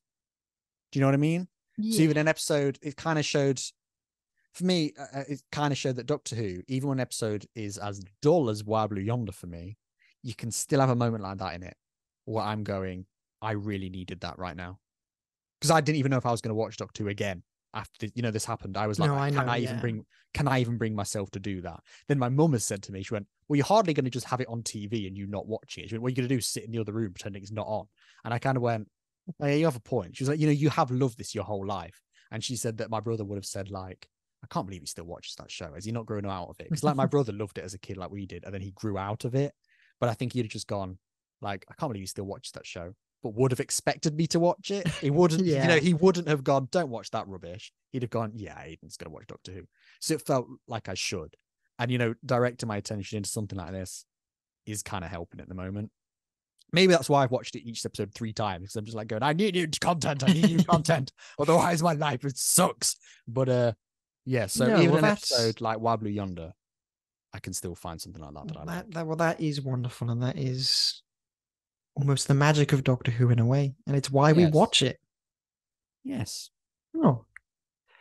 Now onto the giggle, just to raise the mood again. No, it's good to talk about. Loved this one. Same. This was the strongest of the 3 by far. This is the only one other than the ending, which even though as time goes on, it's kind of growing on me a little bit. I'm just living with it, The first one I liked. Second one I wasn't fussed. This one I loved it. When the Toymaker, like we said, was theorized to be in this, and then when it was later confirmed, I was like, I cannot wait. And I'm with you. He is one of my favorite ever Doctor Who villains now. I think he was amazing. And I think as a concept, there's 2 ways that the Toymaker worked so well. As a concept, amazing. This being that is outside of the known universe that supersedes the laws of our universe. His powers are so unbound that we don't even comprehend what they are. Like the bit where he says to Shirley, whatever the point of Shirley was, where he says, like, would you believe me if I said it was a being who could change the universe with just a thought? You know, that does he change atoms with a thought? Atoms with a thought or something. And she goes, is that what he does? And the Doctor goes, no. Like, that's the only way we can kind of vaguely explain it. Exactly. It was like he's got that unknown element, which means you can do anything. Like it's such a wonderful concept. And then who the fuck did they get to play him? Neil motherfucking Patrick Harris. Patrick Harris he's one of my favorite actors. I think he's incredible and I love anything he's in. And in this, he is not only playing the Celestial Toymaker amazingly, he is bringing his own spin to it, and he's a joy to watch. He's amazing. The scenes where he's singing "Spice Up Your Life" is so good. I love that scene. Genuinely might be one of my top 10 Doctor Who scenes ever. Like, just genuinely, I found that it was so funny. Mm-hmm. You know that bit where he spins Kate and she slams into the wall? I was crying of laughter. I was crying. And when he gets Mel and she just goes, whoa, she just spins round and round. That was so funny. And then it's immediately filled with the most menacing, probably one of the most sinister Doctor Who deaths ever, when he just touches those two guards and they just turn into balls. And then they hold one of them in the head in a ball. And she goes, shows away. Like, it's funny, but it's so sinister. All he had to do, you had to have Daleks, you have to go exterminate, and they have to shoot you, and you might be all right. You could, those sort of thing. All he has to do is just touch you, and you're dead. That was it. And it's that moment as well where Kate goes, what happened? The Doctor goes, they're dead. I'm sorry. Like, there's no way I can reverse it. He just goes, they're dead. It's done. Yeah. That's that scene works so well. And a lot of how the Toymaker works so well is the way it bounces off Neil Patrick Harris's kind of fun but sinister energy meeting David's very serious, like in that whole Spice Up Your Life scene, David's playing that very straight, very serious, very dead. Like, these people are dying. This is scary. And he's afraid of the Toymaker. It's such a wonderful scene. And like, not just that scene, but the whole episode is why I feel like this is what they wanted to do with the specials. And should you not have stretched this more? Maybe. It was the first one that felt epic. Yeah. It big felt stakes, big scale. The whole world. Yeah. Big scale. The world is involved. We've got Unity involved with all this sort of thing. I felt this feels big. When they're in the Toymaker's domain and they're running through those endless corridors and those weird, trippy, experimental stuff, I'm like, this is what a special is all about. This feels special. This feels different. That's what a special does. Exactly. And this was just, I was watching this going, this is amazing. It was amazing. Every scene was a joy to watch. We had time travel within an episode where we don't just stay in that one time period. I loved that. No. I love that we started with the 1925 Stooky Bill stuff. Originally, right, the original plan of this episode, Stooky Bill was originally going to be the villain. Oh. It was going to be the puppet has come to life and wants to steal the Doctor's regenerations, basically to become a real boy. That was the original plot of the episode. And Russell was writing it, and he went, this is ridiculous. Even Russell T. Davies went, this is stupid. Because he said, I can't imagine the scene, where Stooky Bill goes into the unit base and Kate's supposed to be scared of this 2-foot tall thing. So he went, we need a puppet master. Apparently he was inspired by, I don't know the character personally, but apparently there's a Fantastic Four villain called the Puppet Master. I'm not familiar with him personally. Me neither. But Russell said he was inspired by that and thought, we need a puppet master. We need someone, who like makes toys, like a toy maker, the celestial toy maker. And he said it all just clicked into place and it was genius. Why have they never used this character before? So even with Neil Patrick Harris, Russell said as he was writing it, he didn't have Neil Patrick Harris in mind at all. But then Phil Collinson pointed out, well, you've just worked with Neil Patrick Harris. He's a magician. He's a puppeteer. And Russell went, oh my God, that's perfect. So they cast him. Apparently Neil had absolutely no idea what Doctor Who was. He'd never heard of it before, but he read the script and went, this is amazing. Because from page 1, he just gets to overact. He's amazing. And it almost falls away from being sci-fi with the Toymaker. It becomes fantasy. It's what Doctor, and that's magical. It's something that Russell said his era is going to go into. he said that he's going to take it in more of a fantasy direction. And I think the way I'm sort of picturing is, I think we're going to get the Good Omens version of Doctor Who, the Sandman version of Doctor Who, the Neil Gaiman version of Doctor Who, basically, is what I think we're getting. Because he said that the whole salt thing, I think, was very unclear as to what that meant. But I think it was sort of, there's all these beings from outside the universe that have sort of been resistant to come in, and then when they've crossed this line of salt, they know they can enter the universe now. That's kind of how I'm understanding. Yeah, like he invoked a superstition which is not a law of science, and therefore the other beings outside the universe were able to invoke said things that weren't bound by our universe. And it's like how Ncuti later on in this episode mentions the gods of Ragnarok. Now that's something from a 7th Doctor episode, that is, but like, it is when the Doctor literally faces these 3 gods and has to entertain them, otherwise the universe will be wiped out. That's the plot. It's a great episode, and I think Russell's kind of gone, we have all of these godlike villains like the Toymaker, the gods of Ragnarok. I won't be surprised if we see a character called Sutek from a 4th Doctor episode. I won't be surprised if we get him in. And I think he's sort of going, we've got all this backlog of stuff. Why don't we use this? And he said that, at the end of this episode, when Toymaker says, my legions are coming, he said that will go somewhere. And there's going to be at least, he's written 3 stories already, which are going to be experimental and weird and focus on the legions of the Toymaker. Nice, yeah. So there's going to be 1 per series, really, of just an experimental, weird episode. I'm like, now that's what I'm interested in, Russell. Yeah. That's what I want to see. It's new. It's new for Doctor Who, and it's new for a lot of television as well. And if it's anything like this episode, it's going to be amazing. Yeah. Because this episode is amazing. Like, I'm just talking about Neil Patrick Harris like a lot because he stole this episode. He did from everyone. It was his episode. Yep. This. And that's what you want from a good villain. I said, like, to my folks, it's the classic kind of idea of a hero's only as good as their villain. The Doctor has always just had the Master as kind of that, obviously the Daleks and stuff, but as like a singular one-on-one, it's always been the Master. But now you have the Toymaker who defeated the Master, which is interesting. Do you think it was like a dance battle or something? I've seen someone say that. They said, do you think the Rasputin scene was the battle and he lost? You know what I mean? Was that kind of thing? I'd love to know which Master he faced. Because at the end, at the end when the hand picks up the tooth, the red nail. There's loads of laughing over it. The laugh that's it's loads of Master's laughs, but like you could hear Missy in there. But the laugh that's the loudest was John Sim, and I did think, are we hinting at anything there? Because it has been rumored for a while that John Sim is coming back. But Russell has said at the end of this, he could be lying, of course, but Russell did say, I have no plans to bring the Master back at the moment. So we'll see. Well, then why do that? He joked that the hand at the end was just a cleaner.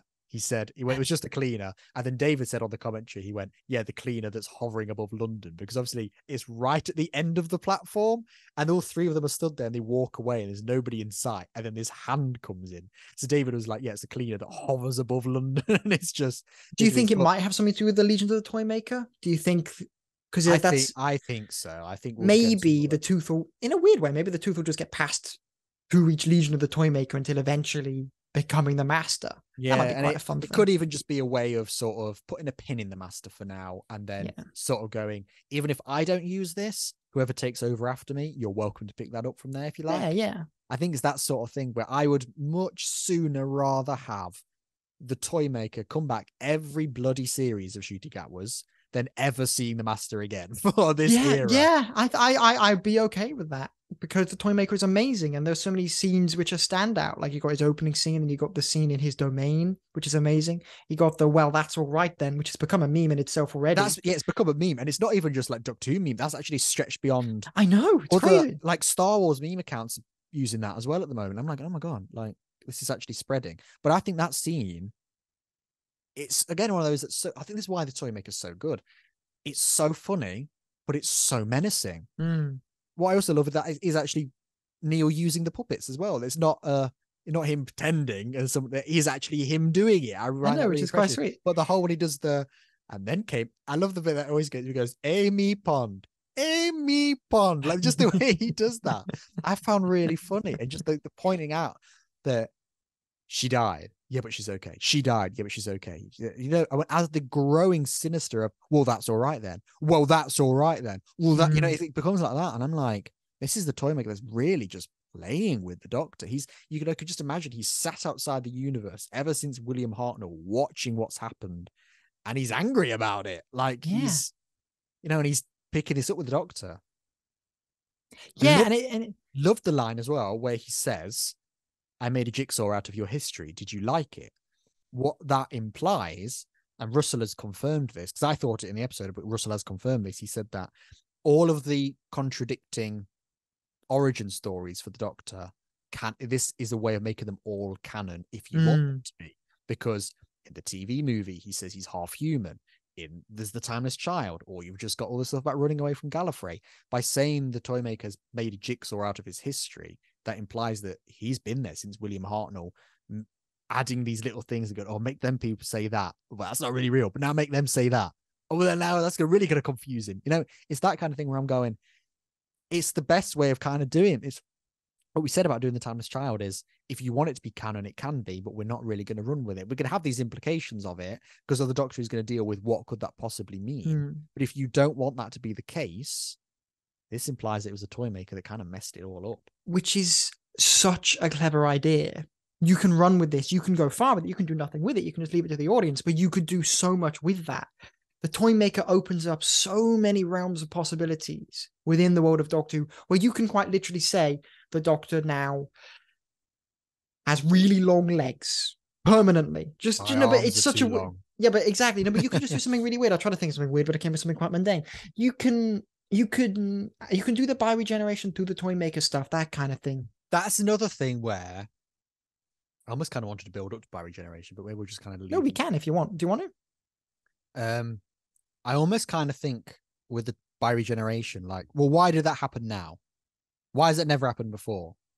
We were in the Toymaker's domain. Yeah. Anything is possible. He was the one that killed the Doctor. Like, all these things kind of like, it makes anything possible. And I like that. I like that when the Doctor first faces him in that toy shop and he realizes who he is. I like that he goes, Donna, go back to the TARDIS. But you never tell me to do that. Go back to the TARDIS. He realizes what a threat Toymaker is. I also quite like that way of doing a flashback, compared to the Star Beast, where it just showed subliminal images of the Toymaker and William Hartnell. Yeah. So you just went, oh, William Hartnell, Toymaker. You got it in a glimpse, rather than having David Tennant on a green screen going, if Donna ever remembers me, she will die. That was really just... Yeah, it's just... It felt like this subliminal way this episode works. It works on multiple levels. It blows my mind. Why not just do 3 episodes about the Toymaker? Even if he was just pulling the strings, but he wasn't, which was so weird. Yeah, why was he not responsible for this? Yeah, and a big part of why these specials don't actually feel like they join together at all. No, it doesn't feel cohesive, does it?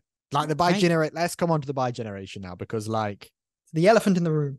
It's the elephant in the room. It's the Timeless Child of the new era, and it's just not nearly as bad, personally. No, thank God, and I can actually live with this one and just process it.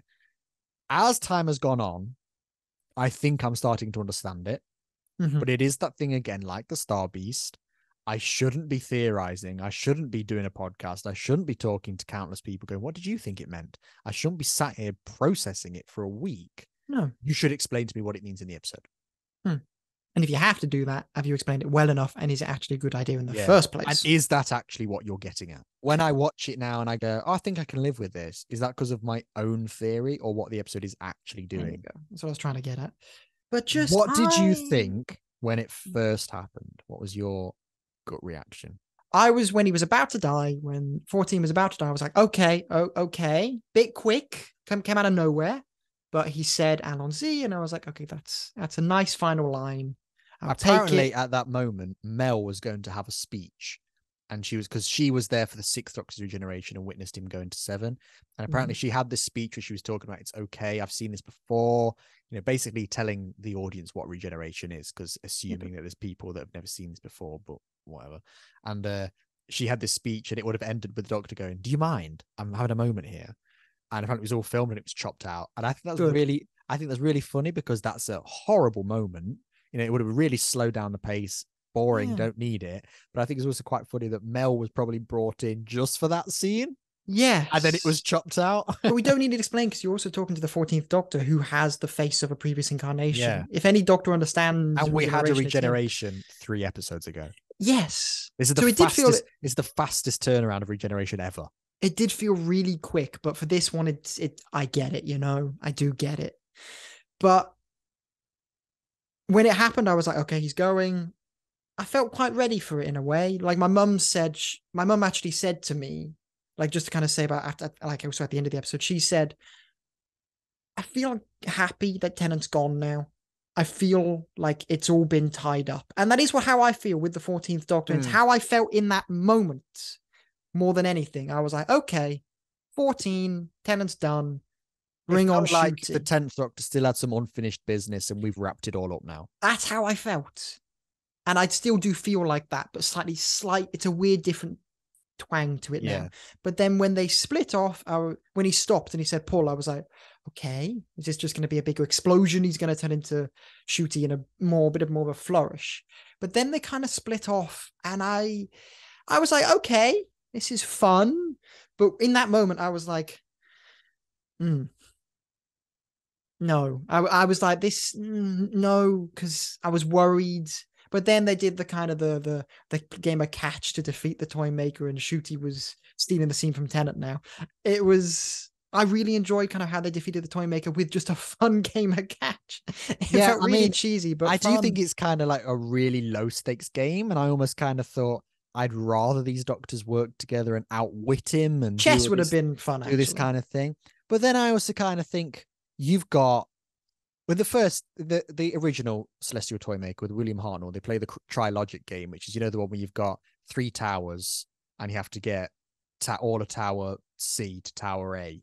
Oh, yeah. And it's but the sizes, it must be the small piece must always be on top of a big piece. So you can't just, do that. It's that game, and it's supposed to take like 1020 moves or something specifically. It's that game. So it's all about the mind, and the Doctor has all these outwitting things and all that kind of thing. That's the game they play in the original. So I kind of thought that matches the first Doctor because he's slower, he's more, he's older, he's more this kind of thing. I thought if we're doing that kind of thing, then actually a really energetic game would make sense for these 2 Doctors that are really high energy. So even though I might have preferred something like chess or something that really takes outwitting, this was fun. Capaldi would have done way that, to do it. but for Ncuti and Tennant, I get it. It makes Fair sense enough. to do it this way. Yeah, and I found it fun, kind of the way they defeated the Toymaker. It was just a fun way to defeat him when he missed and he had to play by his own rules. I've loved, by the way, for the whole episode, I loved that kind of the whole idea of he has to play a game. Yeah, because and when Donna says, but he's going to cheat, and he was like, "How dare you?" Yeah. Of course, I like cheat. that. Yeah. Like that is his one. That's his weakness. His one and only weakness is he has to play by the rules. Yeah. It's the only rules he has. He doesn't obey any others. I really like that as an idea. So he's dropped the ball. That's it. He accepts it. Right, I'm done. I'm gone. Yeah, He ain't gonna protest. That's it. I don't like that he's gone though. The way he was flat packed was quite freaky, and I quite liked that. But also, come on, open that box. Just put him in a cage, so I know he's fine. Russell has said that the box will return at some point. Good. So I hope we do get more. Good. That will be exciting. Even if they recast him, even if Neil ain't available again, even if we just have that character with more potential, just give me more Toymaker. And you can do that because he's a Toymaker. He could just say he's decided to look different because that's what he's done already. He's already done it, yeah. And yes, so no, just to obviously because I'm talking about the bi-regeneration. So they defeated the Toymaker. Toymaker's all dealt with, and then you have these. I really like the moments where you have Ncuti kind of talking to Tennant. I really enjoyed kind of seeing that,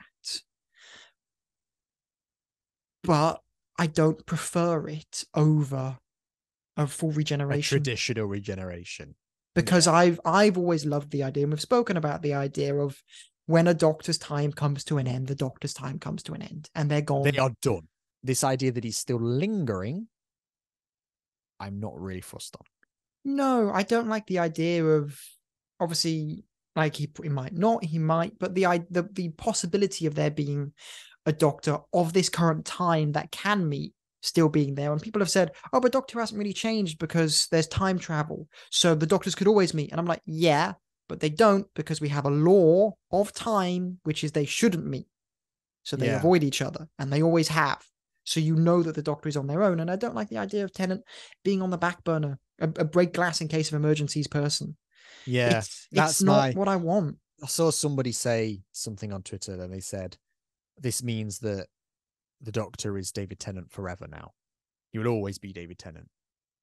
And that's an interpretation. I've seen some people say this is going to regenerate into the curator. And I've gone, but that don't make sense. The way that I think it's intended and is becoming clear to me now is that, because my mum said, I don't mind the idea, but I wanted him to fuse back into Ncuti at the end. That actually would have been that would have been You know best what I of both mean? worlds, I would yeah. have liked it, go for it, but then just become Ncuti at the end. Because I like the idea that Russell said, I want to do a multi-doctor, but I'm sick of just bringing back some old guys, squeezing them back into their suit. I've always liked the idea of doing a multi-doctor episode, but with a future doctor. So I quite liked that idea that we're doing a multi-doctor story in reverse, rather than doing it, rather than the Day of the Doctor being from Matt Smith's perspective, we're doing it from David Tennant's perspective. Yes, but we also actually kind of got that in the Day of the Doctor when we see Capaldi's eyebrows. Thank you very much. But I remember that moment very well. I do like that idea, but I just sort of think the fusing should have happened, because it's again that thing. All 3 episodes have had this. The first one, it was unclear how the meta-crisis worked. The second one, it was kind of unclear why the TARDIS just arrived at the nick of time and just saved everybody. And this one, it's unclear what actually happens here. Because the way I understand it is that 14 will eventually fuse back into 15. Because 15 has said that we're Time Lords, we're doing rehab out of order. So in my way of seeing it is that the 15th Doctor has just popped out of 14 too early. Yeah. So it would be like if Matt Smith appeared in series 3, but David Tennant is still going to do series 4. So he's going to still have all these memories, and Matt Smith will remember them. He's just popped out a bit too early. Yes, I do agree with that, how that's worked. And it's that thing again of going, some strange doors. Yeah, and it's that thing again of saying, well, because it's in the Toymaker's domain, nothing really makes sense. This wasn't a regeneration. That was it. Not any regenerations are expecting to happen, but this was very sort of sudden. The Doctor's only just turned into David Tennant, and now he's changing again. For me, yeah, it's that. It's the, like you said, because Russell has said, well, you could say at any point in Doctor Who, why doesn't the 6th Doctor just show up and save the 10th Doctor? Why doesn't Clara just come in? Why doesn't River just come in? He says that never happens because of story. You'll never allow it to happen. But actually in universe, like you said, the Doctor physically can't do that.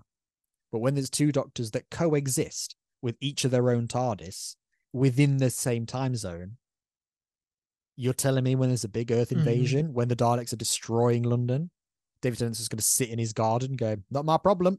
After Donna's been shot, he's just going to be like, actually, no. Yeah, I'm going to go chill in the TARDIS. He's not just going to sit there. He's going to... No.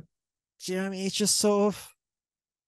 I don't like that aspect of it. And I baffled why we've done the Meta-Crisis ending. It's exactly the same as the Meta-Crisis ending. It is. You give Rose a doctor to live out, and they'll age, and eventually they'll die, this sort of thing. It's exactly the same one. You've just given it to Donna this time. It's exactly the same ending. It just... And again... I can live with it. I'm going to live with it. And how long is 14 going to last if he does eventually fuse back into 15? Because give Donna 30, 40 years, she's going to drop dead. Yeah. And then what does the Doctor do? Oh, Donna's dead. Now what do I do? Yeah, and there's a couple of things about kind of, let's focus on kind of Tennant's kind of epilogue at the end. He's talking about, I've always wanted a family. Dude, you've had one. You've had a lot. Rory and Amy, I think, were the closest you've ever had to actually a real family, though. Yeah, it is. It's that when he says, ever since that first Doctor defeated the Toymaker, we've never paused. Well, you have. You have. What about that time you worked in a fucking shop? Yeah, you spent 1,000 years on Trenzalore. Yeah. You spent 24 years with River on Darillium.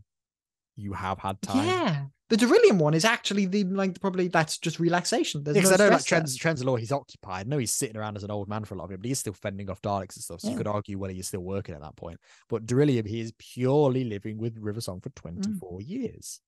Obviously, it's not much in the Doctor's life, but he still paused. He still has had these chances. Exactly. It's an odd one. And I don't know why he needed an extra TARDIS, because I don't want him to be anywhere. Don't give him an extra TARDIS if you don't give him that option. If you're saying you're never going to bring him back, I could see you've given him the option. Yeah, it is. And Russell again has said, we've got no plans to bring David Tennant back. And I'm like, yeah, right. You would not have given him his own TARDIS if you did not intend on bringing him back. Yeah. It is the break glass in case of dwindling viewership. Yes. It is just, oh, that didn't work. Bring back David Tennant. Oh, let's give David Tennant, Catherine Tate a spin-off. I don't want that. No. Do you not want that? I don't. I love David Tennant. Don't get me wrong, I know my favorite Doctor is Capaldi, but the 10th Doctor is still. I'm gonna have to say, I rank Doctors by the actor's name. I'm gonna have to say by numbers now, because otherwise I go in 10th place I know. is David Tennant. In second place is David Tennant. It doesn't make sense. So like, I know Capaldi is my favorite, but 10th Doctor is second place. I am sick to death of this man as the Doctor. I am too. It's like, for me, I'm not like, oh, get out of here. But I'm more like, okay, thank you. We're done. We're done. Yeah, and I I feel felt we are like that done when now. he was regenerating. And I still feel like that after the episode. So please don't bring him back. You're not gonna get the same excitement you got for me being excited for this. You're not to do it again. No. Like, he's come back for the 50th. Oh, great. He only just left. I missed that guy. For this one, oh, wow, it's been years. I want him back. Cool. He's back again for the 70th. No. It's like the rumors I'm hearing about Tobey Maguire coming back for another Spider-Man thing. I'm like, no, you've done him coming back. Yeah. He was great. Done. Otherwise, you ruin the special element of it. It's supposed to be a special element. Don't do it again and again and again and again. Again and again, it ain't special anymore. No. Yeah. The big controversial thing with the bi-generation, really, more so than anything, because like if he fuses back into 15, I can accept that. Like we had said, if you want to do this thing, the Doctor pauses to process his trauma and deal with the flux and all this sort of thing, why didn't we just time jump? You've done that before. Do it again. Yeah, and we've done it for Eccleston. Why didn't we just have Ncuti ends the giggle with saying, I'm going to go off and have some time for myself now. And then I need it. Yeah. And then when we see him at Christmas, he's fully formed. Maybe 200, maybe 1,000 years have gone by, but he is okay now. And we've seen a Doctor processing actually on screen as well. I just thought Matt Smith, his first episode is all about him processing his change. Yeah, exactly. And then at the end, he said, like, you have that moment where he walks through David Tennant's face and he's like, I am the Doctor. So we've had that.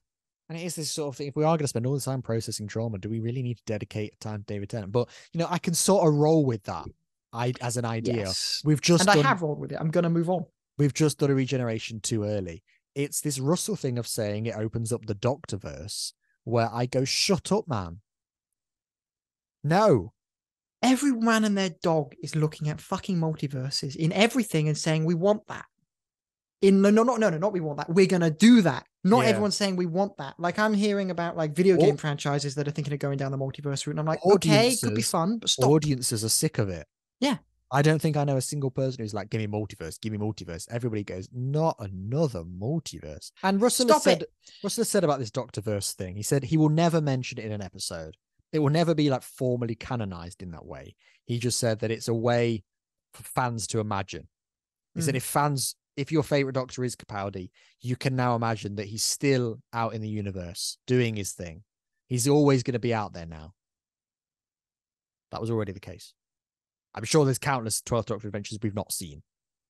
It's always the case. It's how it works. It's time travel. It's called Big Finish.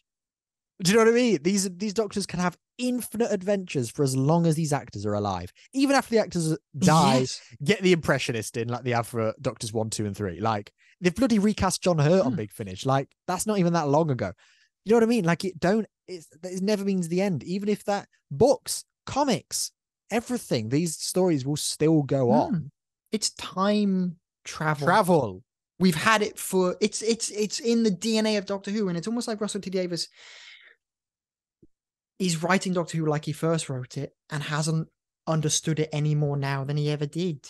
I know that might sound a bit kind of all high and mighty. Doctor Who like is accessible to everyone. It's great. But Russell, please understand it from the concept that it's time travel. It's not, you don't need to introduce new ways of the same concept because we've already got it. And to be fair, I don't want to think about Capaldi getting back up and then continuing adventures because he said that as well. He said all of the regenerations, the Doctorverse split off at the point of regeneration. So when John Pertwee turns into Tom Baker on the floor of the unit base, John Pertwee just got up and carried on. Peter Capaldi was in. He said it works best for the new Who Doctors because they're all in the TARDIS. Or Jodie Whittaker, she's on that cliff and she just gets back up and goes back into her TARDIS and flies off. And they've all got their own TARDISes now. They're all flying around the universe. And I'm just like, but they were doing that already. That already was the case. Ultimately, the bi-regeneration, I'll go with it. I'm okay with it. I get why it was done for story reasons, but also it could have been done personally, slightly differently, so that you kind of fully close off that book on David Tennant and you open it up on Ncuti. This half and half limbo feels disjointed, and it feels like you're pushing two things at the same time, when if you get rid of Tennant and end that nicely, then focus on Ncuti, I would be fully focused on that. I'd prefer that, but I'll live with it. It feels to me like Ncuti's a clone. I know he isn't. I know he is our Doctor, but for me, it feels like he is a clone in a copy TARDIS. So almost like it's not when you have that closure of a proper regeneration where you see the face become the other person, that is them in their body. I feel like David Tennant has the Doctor's original body and his original TARDIS, and Ncuti's got this copy. That's how I feel. And I know it isn't a clone. I know it is the Doctor. You've been told that, and you've been told that. It just feels like, oh. And Russell has said, fans, don't be worried. This is the original TARDIS. You will see a reference that will confirm that. So I imagine, they'll pull out an old prop from an old episode or something in Ncuti's TARDIS. So it will feel like it's still got the memories of that. But it just still feels like a copy and paste. Yeah. Still the same sentence. Yeah, I'm not denying that. But I've just copied it onto another line. That's not the sentence I typed. It feels like that. I get that. Yeah, and that's kind of the biggest drawback with that. It's all of these questions weren't necessary. Just a regeneration, bing bang boom, done. This would have been my favorite episode. It's one of the best episodes ever, actually. Giving explanations to things that don't need explanations. No. And maybe Doctor Who does have to keep moving and do new things, because maybe that'll grow stale. Maybe because we've just seen a regeneration 3 episodes ago, it's nice to do something different. But then again, the something different for me would have been 2 Doctors for the episode, then just one at the end. And then just fuse them back together again. Yeah. I don't know why we have to leave it vaguely open. And again, that idea of them fusing together, nobody's confirmed that. That's just my interpretation. I think at some point, David Tennant's character will just disappear. I think it'll just be gone. Yeah, just fade away as that was his time done. Yeah, maybe. What does he then regenerate? And what happens to his TARDIS? Because his TARDIS isn't by regeneration. His TARDIS is just a full clone. Oh, right. Maybe that will just die with him. I'm going to stop talking because I'm making more questions. Yeah. It's one of those where if you just watch the episode and roll with it, I'm actually fine with it.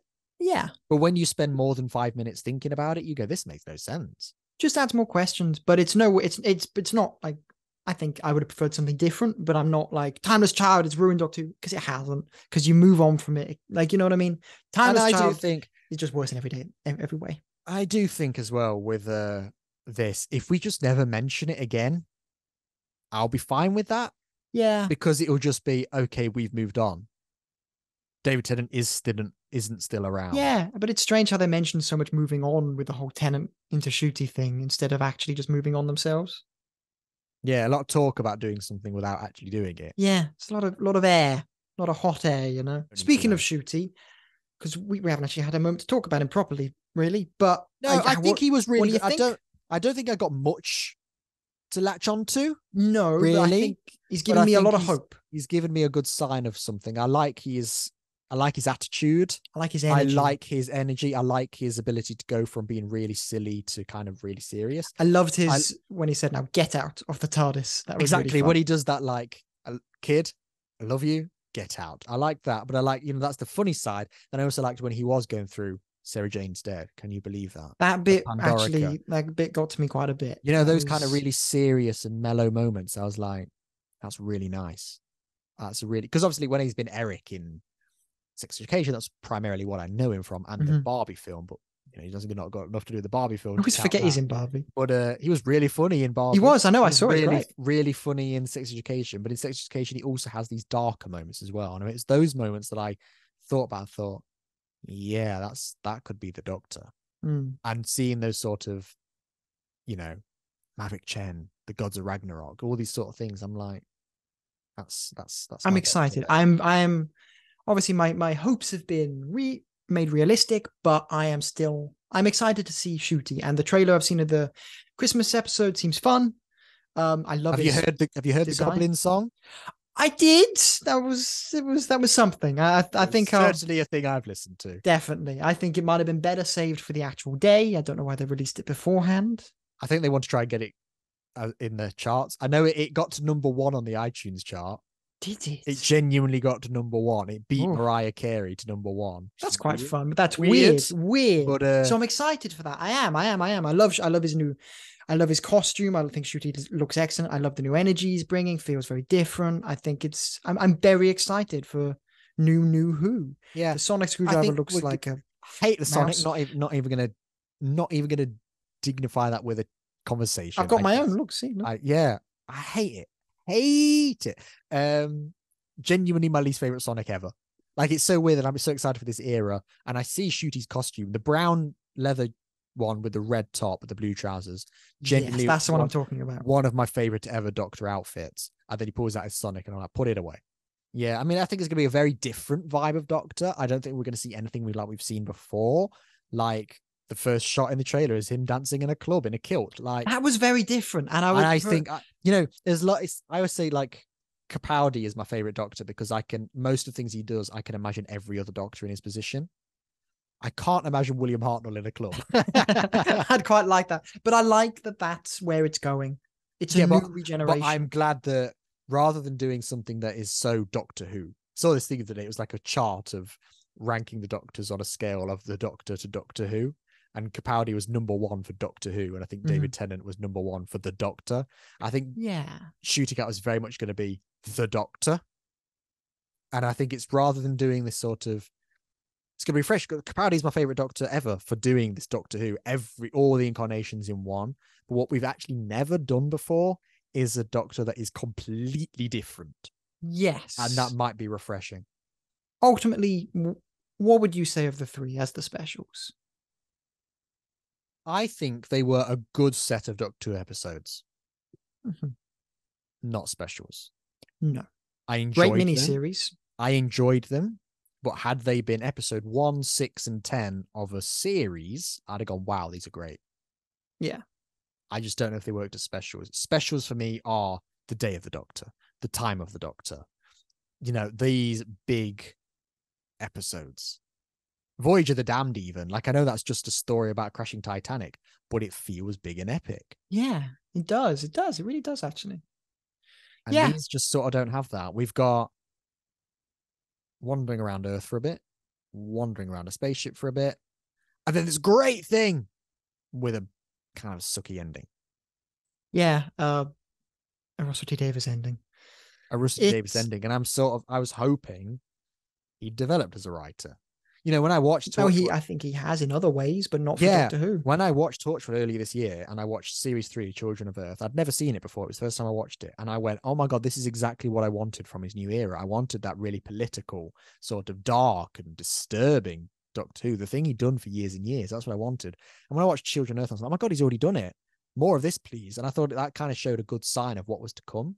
I almost kind of think maybe Children of Earth was him getting that out of his system, and we're never going to get that. It sounds like we're getting this Neil Gaiman-esque Sandman, Good Omens Doctor Who, and I'm really excited for that. I think that's a really cool concept.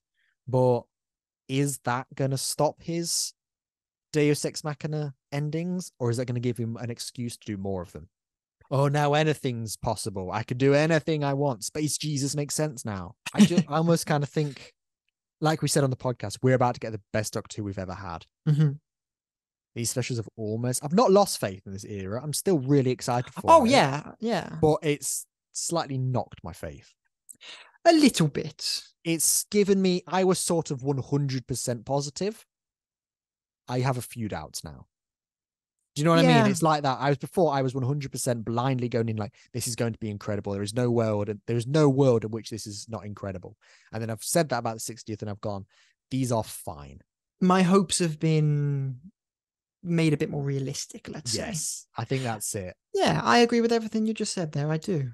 I liked them as a mini series. I think they would have been excellent as specials. The third one only really feels like a special, but it has some great moments, and I'm very glad we got them. Could it have been better? Yes, but I'd probably say give it like a B-.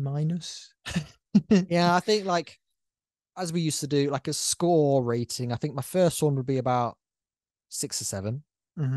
Second one 5 or 6, and then this one maybe an 8. So we're averaging at a 6.5-ish rating. Yeah, I'd swap my ratings around for the first and second one for me, but as an ultimate rating, I agree. I'm about a 7, I think. A 7. I'd say so. A 7 feels nicer than a 6. 6 always feels a bit... 6 feels harsh. 6 feels like the top end of the Chibnall era. Yes. I think I gave Haunting of Villa Diodati a 6 out of 10. So, yeah. You know, it's good sort 7 out of 10. A 7. Worth a watch, definitely. If you listen to this and haven't watched it, I'm a bit worried. But if you listen to this, go. Yeah, that'd be weird. Go But watch it's one of those. If people are, I also thought this about how they are in a new listing on iPlayer. Mhm. I almost thought you should have put these 3 at the end of New Who, and then just start with Ncuti. I think so. I think it'll feel very fresh on New Year's Day. Yeah, I don't. Christmas Day. Christmas Day. I don't think. God, I've been traumatized. If someone hasn't watched Doctor Who for a long time or ever and says, "Where shall I start?" I'm going to say the Church on Ruby Road. I'm not even going to say bother with these. I'm going to say don't bother. Yeah. Unless if you watch the original Doctor Who, go for it. But if you're new, just start with Ncuti. I'm going to say this might not be the last you hear of us. Because might not. I don't want to promise things anymore because they don't happen. Life happens, and because we'll be back to review Power of the Doctor. That didn't happen. No. So I don't want to promise things, but I also don't want to say thank you for everybody listening and do a really somber end and say yes, the last you'll ever hear of us, because we might come back. Yeah, but in any case, it's great to do this. Like we do this because we enjoy it and we like talking about Doctor Who. So it's wonderful to come back and talk about this. And if we do come back, you'll see us again. If you don't, then you can just watch our backlog. Au revoir. Exactly. 60th anniversaries were a success for me, but not as successful as I think they could have been. I agree. Amazing. All right. Well, thank you everyone for listening and for watching if you're watching. And you will see us again maybe. If you don't, at some point. Usually we end with same bat time, same bat channel, but we don't know. So we're just going to end really and just go goodbye. Goodbye, everyone. Thank you very much.